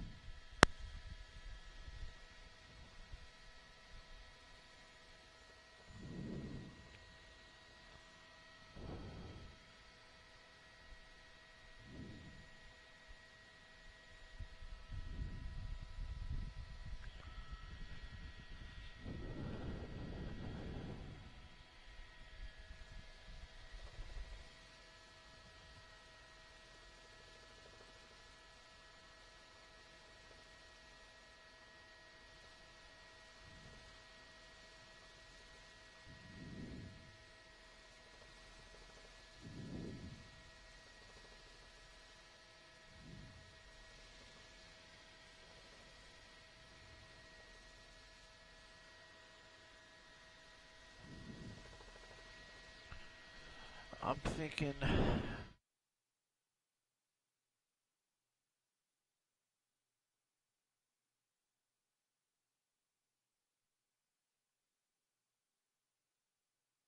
for weeks ahead. And folks, the website is unitedbloodservices.org. Also, just an amazing outpouring of volunteers. We've got people giving away water, giving away food. We've got tents set up. The people start pouring in. How moving is it to see this response from the public? It's amazing. We just had a restaurant show up with food for my entire staff for the whole day and then wanting to know what else they can do. These are not my tents. Yeah. Many of these people who are volunteering I've never seen before, but they're asking, what can I do? From a mountain of water to snacks. So anybody who's waiting is not waiting hungry, thirsty. We have an amazing city. We do. That is very clear, Eric. I want to thank you. I know you're a little slap happy. You've been up all night, but I've watched people pull up in trucks and just unload supplies. So thank you for the blankets, for the water, for the outpouring of community support. Dana and Todd, it's truly amazing to be here. and see the response. Back over to you guys. Oh, I can only imagine, JJ. Thanks so much. Yeah, seeing the people there wanting to help right now to the left of your screen there, looking at a live picture of the Las Vegas Festival grounds right across from the Luxor. This is where it all happened last night. And this morning, gosh, it feels and almost looks completely different. Wanted to say, obviously, we are known for entertainment in Las Vegas, and this was one of the many things that we provide. And right now, Cirque du Soleil, Blue Man Group, just sending out an update saying, you know what, they've canceled all their shows tonight, all their performances. This is hitting home to so many people, and a lot of people know people or went out to celebrate at the Country Music Festival. There was an off-duty police officer there who was killed. Also, 2 other officers that responded were hurt. And then there are police departments and fire departments from different places in California that had folks that were off duty enjoying the Country Music Festival that's so popular, the Harvest 91 Country Music Festival. It's been here since 2014 in Las Vegas. Yeah, we also know that there were other officers from outside of Las Vegas who were there off duty as well, who were there at the Country Music Festival, who were also killed. Yeah. And, you know, really, entertainment's the heartbeat of Las Vegas, right? Yeah. We're the place that you come to see music and shows and have some fun and dance and listen to DJs and festivals, and especially outdoor ones. Music festivals have been more and more popular here on the Las Vegas Strip as the years have gone on. And, you know, it's something that is going to concern a lot of people. Okay. All right, let's go over to Yasmin right now with some more breaking news. Yeah, you guys were just talking about, we're learning more information about all the victims out there, and we did just learn that 2 Arizona DPS personnel were injured in the shooting last night. And I actually have an update on their condition. One was hurt by shrapnel. The other one just has some bumps and scrapes. They were taken to the hospital, but both have been released. So that's the good news there. And we actually also have an update on the UNLV hockey assistant coach. We just saw an update on Twitter. UNLV hockey assistant coach out of surgery to remove a bullet from a gunshot wound in his chest resulting from the tragic events yesterday evening. Here's the good news. The bullet missed his lung, but he is badly hurt, and he's in the ICU. So they're asking to keep all of Las Vegas, of course, in our thoughts and prayers. And there's the tweet on your screen right now. All right, Yasmin, thank you. Well, as we've been reporting, headliner Jason Aldean was on the stage last night. We've been seeing that video sort of play out. Now we are hearing, we understand, from the wife of his guitar tech. Let's listen to what she has to say. 12:14, my cell phone went off, which means it was about 10:15 there. And I just get a phone call, and my husband says, "I don't want you to wake up in the morning and see this on the news without me telling you. But there is what sounds like machine guns going off, and we are running, and I don't know where anybody else is. But I wanted to call and tell you that I love you, and that just to pray.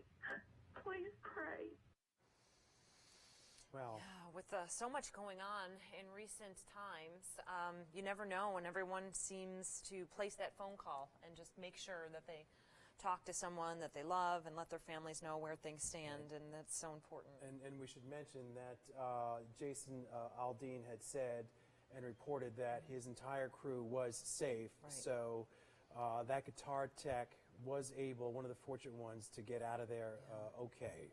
And you can tell, I mean, we've played the video a few times, but if anyone's just joining us, I mean, you can tell he really doesn't get what's going on. It takes a little bit, which is understandable. You know, you hear, you're there, your crowd screaming for you and cheering you on, and he kept playing a little bit until they finally shut it down, and then that's when we hear all those gunshots. We saw it in the Paris attacks maybe a year or two ago at the Bataclan. It was the same sort of reaction. I think it was the Eagles of death metal who were playing on stage. And you hear sort of the initial gunfire, and they're sort of playing, and then all of a sudden that realization, boom, hits. That, my goodness, those are not fireworks. We've heard from witnesses who say they didn't know exactly what it was, and all of a sudden they sort of turned around and they started seeing people bleeding and people panicking and running. And it was then that it sort of dawned on them that the nightmare that they were a part of.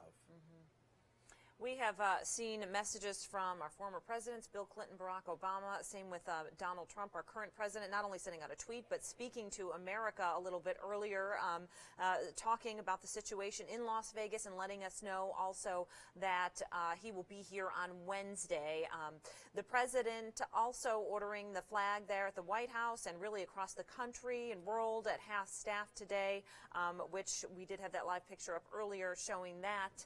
And then I want to remind everyone at 11:45 on the White House lawn, the President and First Lady will be having a moment of silence as well. We did just get in some new sound, though, from President Trump that has come through in between the time that he did speak to America and now. Let's listen in. Tomorrow morning early, I'll be leaving for Puerto Rico with the First Lady. We are going to be seeing all of the first responders, the military, FEMA, and frankly, most importantly, we're going to be seeing the people of Puerto Rico. And then very importantly also, on Wednesday morning, very early, we're going to be leaving for Las Vegas, where we're going to be seeing the governor, who I just spoke to, the mayor, governor of the state, the mayor of Las Vegas, who I just spoke to, the sheriff, who has done such a great job. The police department has done such a fantastic job in terms of the speed, and we all very much appreciate it.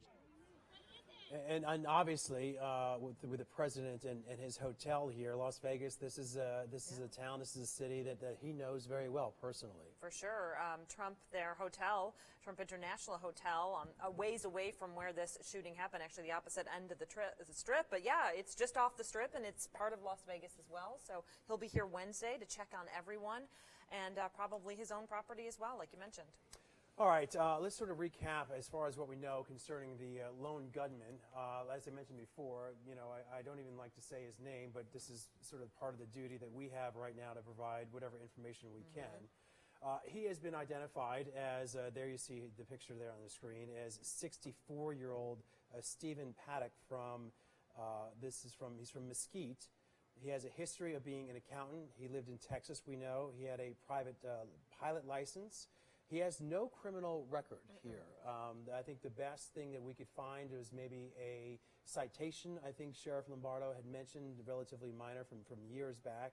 We heard from his brother, who lives in Orlando, and said that, you know, my brother just sent me a text after Hurricane Irma came through there, asking, you know, about our mom, how she was doing, and whether or not we had power. And by all indications, seemed to be, quote, a sort of normal, average guy who lived with his girlfriend there in Mesquite, who loved to gamble. And the brother indicating to us that he had no knowledge of his brother being an avid gun enthusiast in any way, or an angry guy or a deranged guy. But apparently he did live in that home with his girlfriend, who has been identified as Mary Lou Danley. Now, much earlier this morning, she was listed as a person of interest in this case because they wanted to talk to her, and she was unaccounted for. Turns out that she is out of the country. We don't know exactly where, but Metro is indicating to us that as of right now, there are no indications that she was involved in this, but perhaps maybe if anyone can shed light as to any possible motive, she might be the one, because as we heard from the brother of the shooter in Orlando, he was dumbfounded. His exact words were, "I'm dumbfounded. I had no idea. I can't believe that this is my brother who did this." So we're trying to figure out exactly what his motivations were. I mean, obviously he's a crazed lone gunman. Yeah, and the brother knew that he had a girlfriend. Wasn't anything that was hidden or some weird thing. And he said, "Hey, the police called me trying to track her down. We helped. We answered any questions that we could." And so he talked about him and his mother down there in Orlando, worked with police to try and provide any information that they could, because they were completely shocked as well. And they said never. He liked to gamble. He liked to hang out at casinos. He had a girlfriend. He lived in Mesquite. He called his mother. And we also know from the sheriff saying that he checked in there at Mandalay Bay on Thursday. So there is that whole timeline right now of events about what exactly did he do from Thursday, the time of check-in, till Sunday. Why perhaps weren't there any, you know, red flags? How exactly did he sneak all of these weapons in there? You know, given the sheer volume of guests that go in and out of that hotel, you could sort of probably understand that. But I would have to also assume, though, that no one was inside his room, that he didn't have maid service, or else they perhaps would have seen this. Let's go back out right now to Parker Collins. He is live for us just off the strip. Parker. Todd, from where I am, I can see officers putting up more tape behind me over here on the strip. We're on the southern end of the strip. We can see Mandalay Bay from where I'm standing, but they are not letting anybody go past that. I have seen some shuttles, though, going back and forth, taking people away from the crime scene over there, and then taking people back over there, just going back and forth. It was cold this morning, so I also saw people wrapped in towels and blankets, and some of the girls were barefoot. They had their heels off as they were walking up this way to get away from there, to find some place to get some shelter. Some real heartbreaking scenes. And just a few moments ago, I was speaking with a paramedic over here who said everybody he knows who works with him, they jumped in to help. Some of these people were not on duty. They came in wearing jeans and t-shirts, but they jumped in immediately to help. And the really scary part is, Las Vegas is a big little town. A lot of us know each other, and so when these paramedics first got to the scene, some of them were finding people that they know who were hurt or even worse. So it was really tragic to do that interview. And then another lady I was talking to, she was taking a tour of the strip in a helicopter. It was landing when she first heard those gunshots. Of course, she didn't know what that was, and for the next few hours they were locked down, but eventually they were let to get out here and walk this way to get out of that crime scene and to find something to eat, just find some shelter like that. So a lot of those really human moments are both heartwarming and then hard to watch in certain cases, but seeing people jump into action has been really incredible. Back to you. Parker, thanks so much. You've been out there for a long time this morning talking to a lot of people. It's got to take a toll on you. We appreciate all your information. All right, we're going to check back in right now with Yasmin. You have more information on another possible victim here? Yeah, that's right. We just saw a tweet from the police chief of Ontario. This is in Southern California. We'll pull up one of the tweets. It says, "Join me in praying for a quick and complete recovery for our officer Michael Garcia and his wife, victims of this senseless shooting in Las Vegas." So we're seeing more and more officers, people from all over the country here in Las Vegas affected by this awful shooting. So the very latest, we're seeing an officer from Southern California was also hurt. Yasmin, thank you. Earlier we had heard from a nurse who was among the crowd, and she spoke directly to the fact that at first they ran away, and then she said, okay, I'm a nurse, I have to go back. And she sort of recounts those events, and she said she saw one scene, then she moved on to a second scene, and it got progressively worse until finally she got to the third scene. She saw about 6 bodies, and then talked about all the other sort of off-duty first emergency responders who were there at the concert last night, who all decided to try and do something and save lives. We have that sound. Let's listen to that again. And then it just kept happening and happening. And there was very short increments where there was breaks in between the shots, but it literally felt like it just continued for 20 minutes straight. And every time there was a break, we ran and we ran. And I still wasn't even sure if it was actually bullets until one of the times we paused, our friend was like, the guy next to us got shot. But we went back because I'm a nurse and I just felt that I had to. So I went to 3 different scenes. The first one was okay. The second one was worse. And by the time I got to the third one, there was just dead bodies. Like, there was like 6, and they were all young people. So there were so many people, just normal citizens, doctors, cops, paramedics, like nurses, just off duty. Everyone was just communicating and working together. You got this person, you got this person, you got this person. It was completely horrible, but it was absolutely amazing to see all the people come together.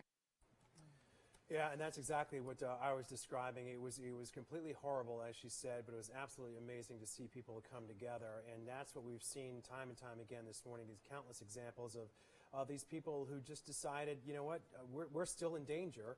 We have no idea if this is 1 gunman, 2 gunmen, what exactly was going on. But we have the expertise to try and do something. So they were selfless in their actions and took that moment to say, you know what, I'm in danger, but I'm not going anywhere. These people need help. Right. And we saw the video of people using these sort of makeshift stretchers. It looked like it was security fencing.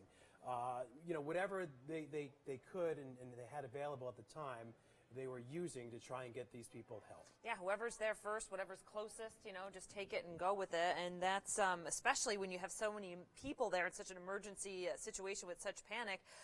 Sometimes people say, well, what would I do? What would would I help, or you should get away? And it's like, you know what, you're just going to do what you feel you're going to do, and you're probably not going to think about it. And that is what happened last night. So many people's hearts just kind of took over, and they just did what they needed to do to help the people around them. And then we had mentioned a little bit earlier that one of the victims was a man from Tennessee, actually jumped in front of his wife at the concert. He was shot. He did have to go to the hospital and was injured, and I believe passed away, that we reported.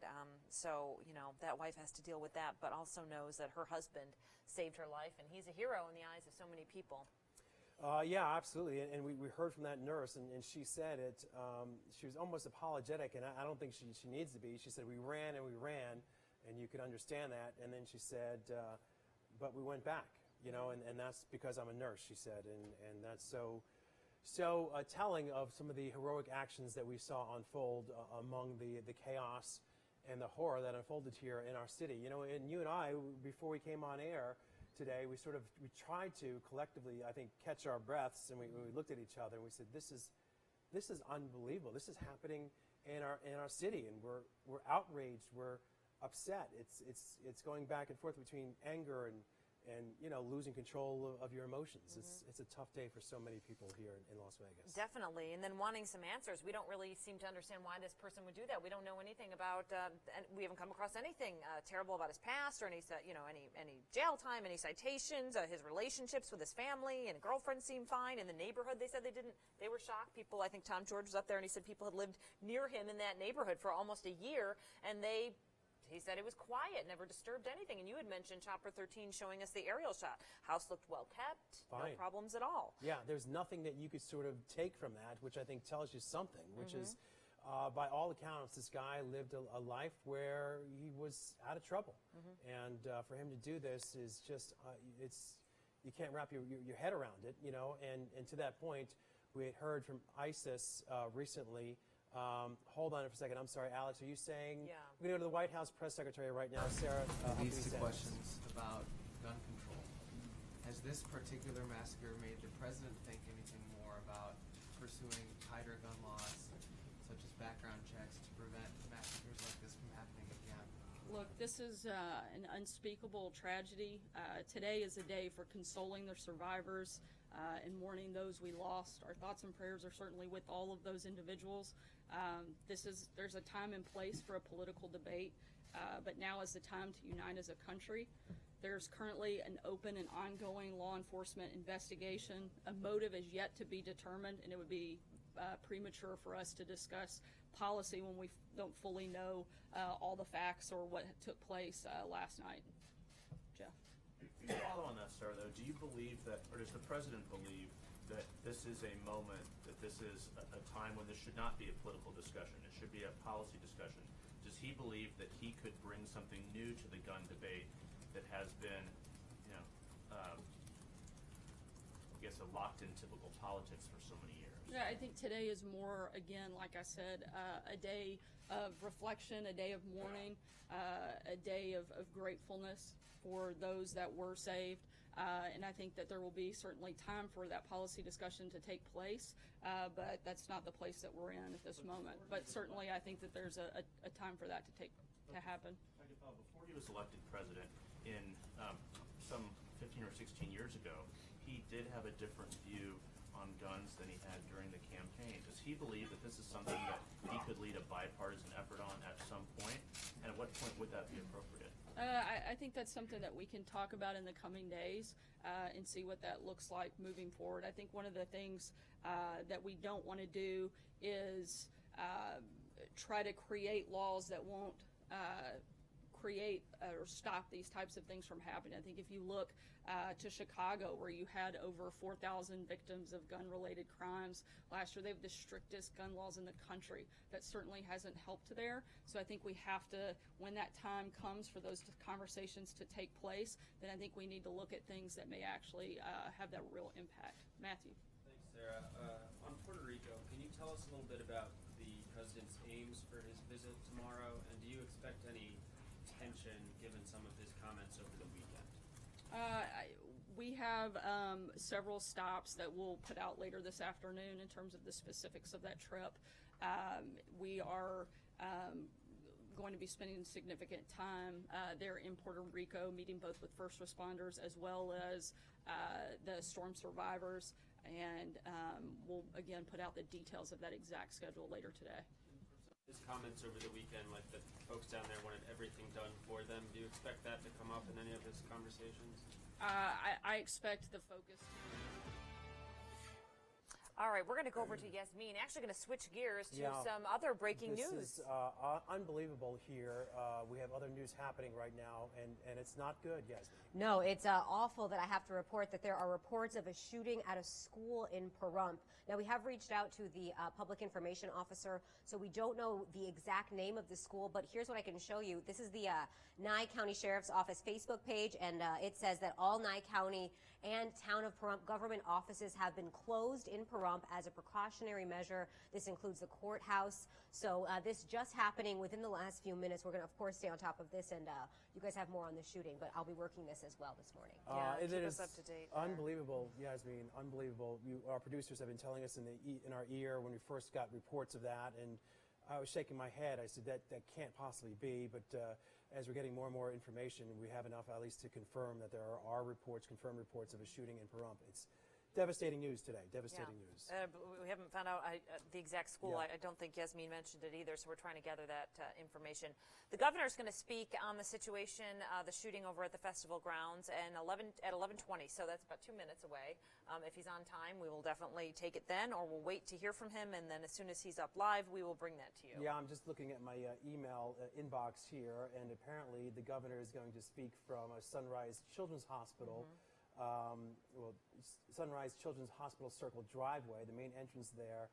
So we're going to check in with him to see what he has to say. We're going to carry that live as that unfolds. But it is an awful day here in Las Vegas as we try and think about right now the loved ones who still have not gotten in contact with friends, family who were at that concert last night, or perhaps even around the Strip last night, and they're still awaiting word. There is that 800 number. I know we've been putting it up there on the screen, but I feel like we can't do it enough.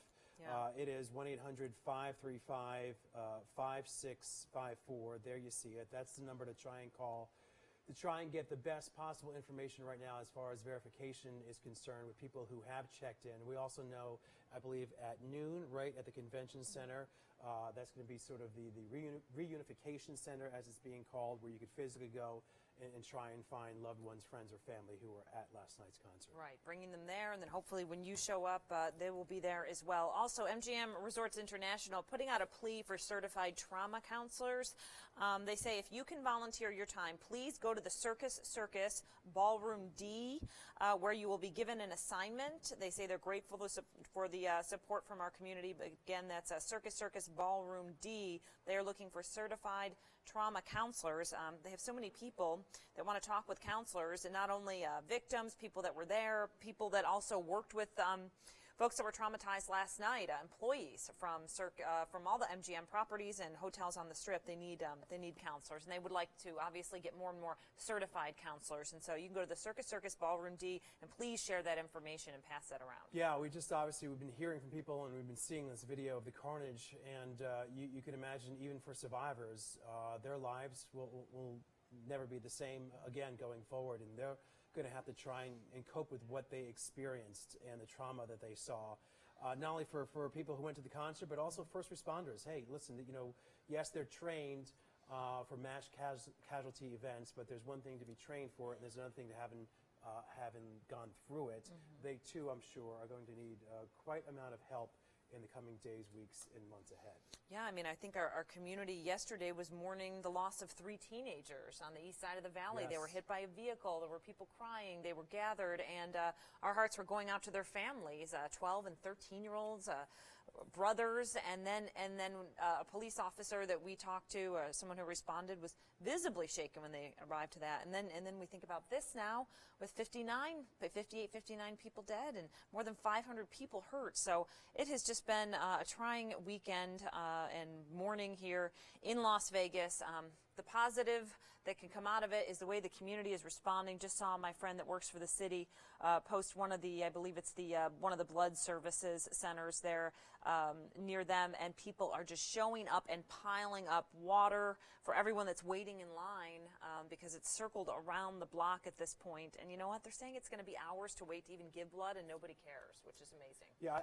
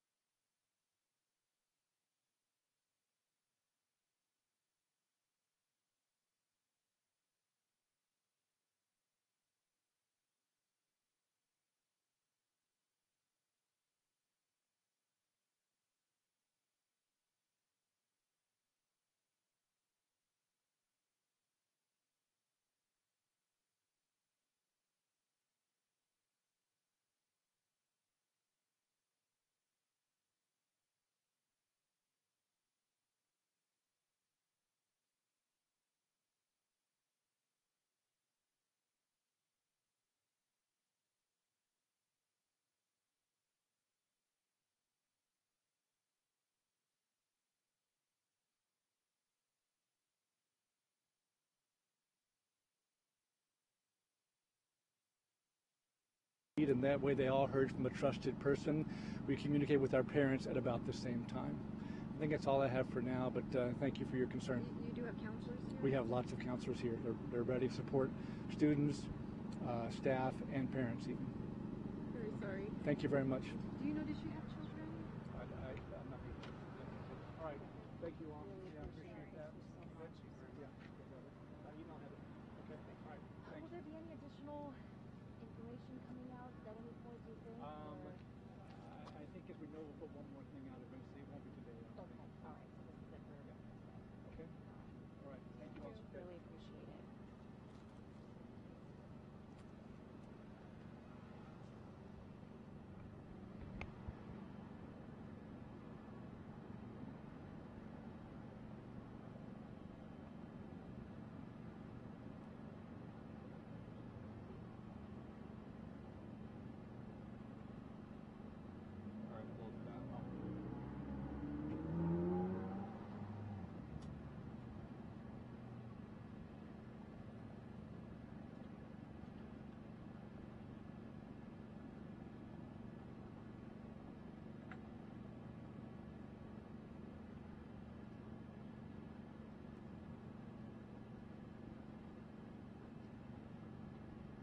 Hey, do you want me to repeat it? Was it just low or what? Do you know when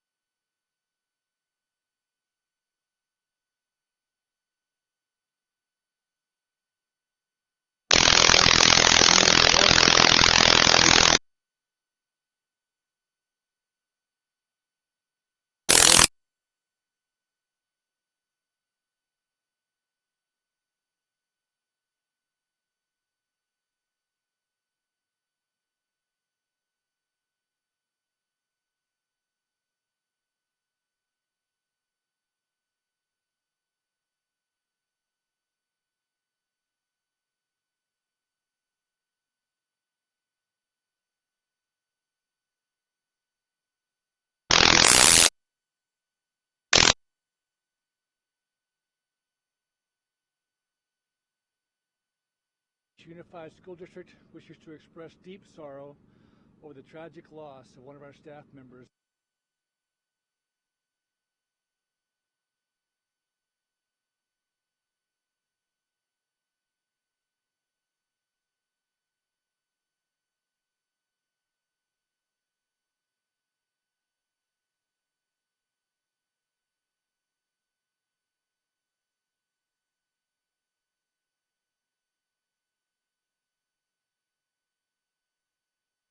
Unified School District wishes to express deep sorrow over the tragic loss of one of our staff members, Miss Sandra Casey. Miss Casey was attending the Route 91 Harvest Country Music Festival and was fatally wounded during the unprecedented mass shooting. Miss Casey's been a special education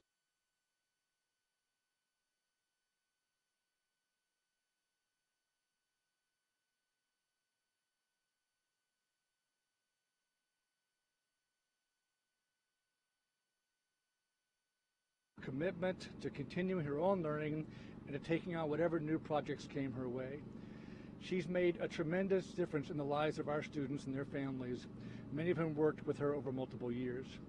Her loss will be deeply felt at MBMS and throughout the entire Manhattan Beach community. Students, staff, and parents have been informed, and we are providing counseling and resources to support students and staff as needed. Our thoughts are with Sandy Casey's family, all of her friends and loved ones, as well as the families, friends, and loved ones of all the victims of this terrible event. What is it feeling like at school today in the district and people here at the district? We've been on the phone all morning, all night, and we came in and met with our teachers early. Many of them already knew.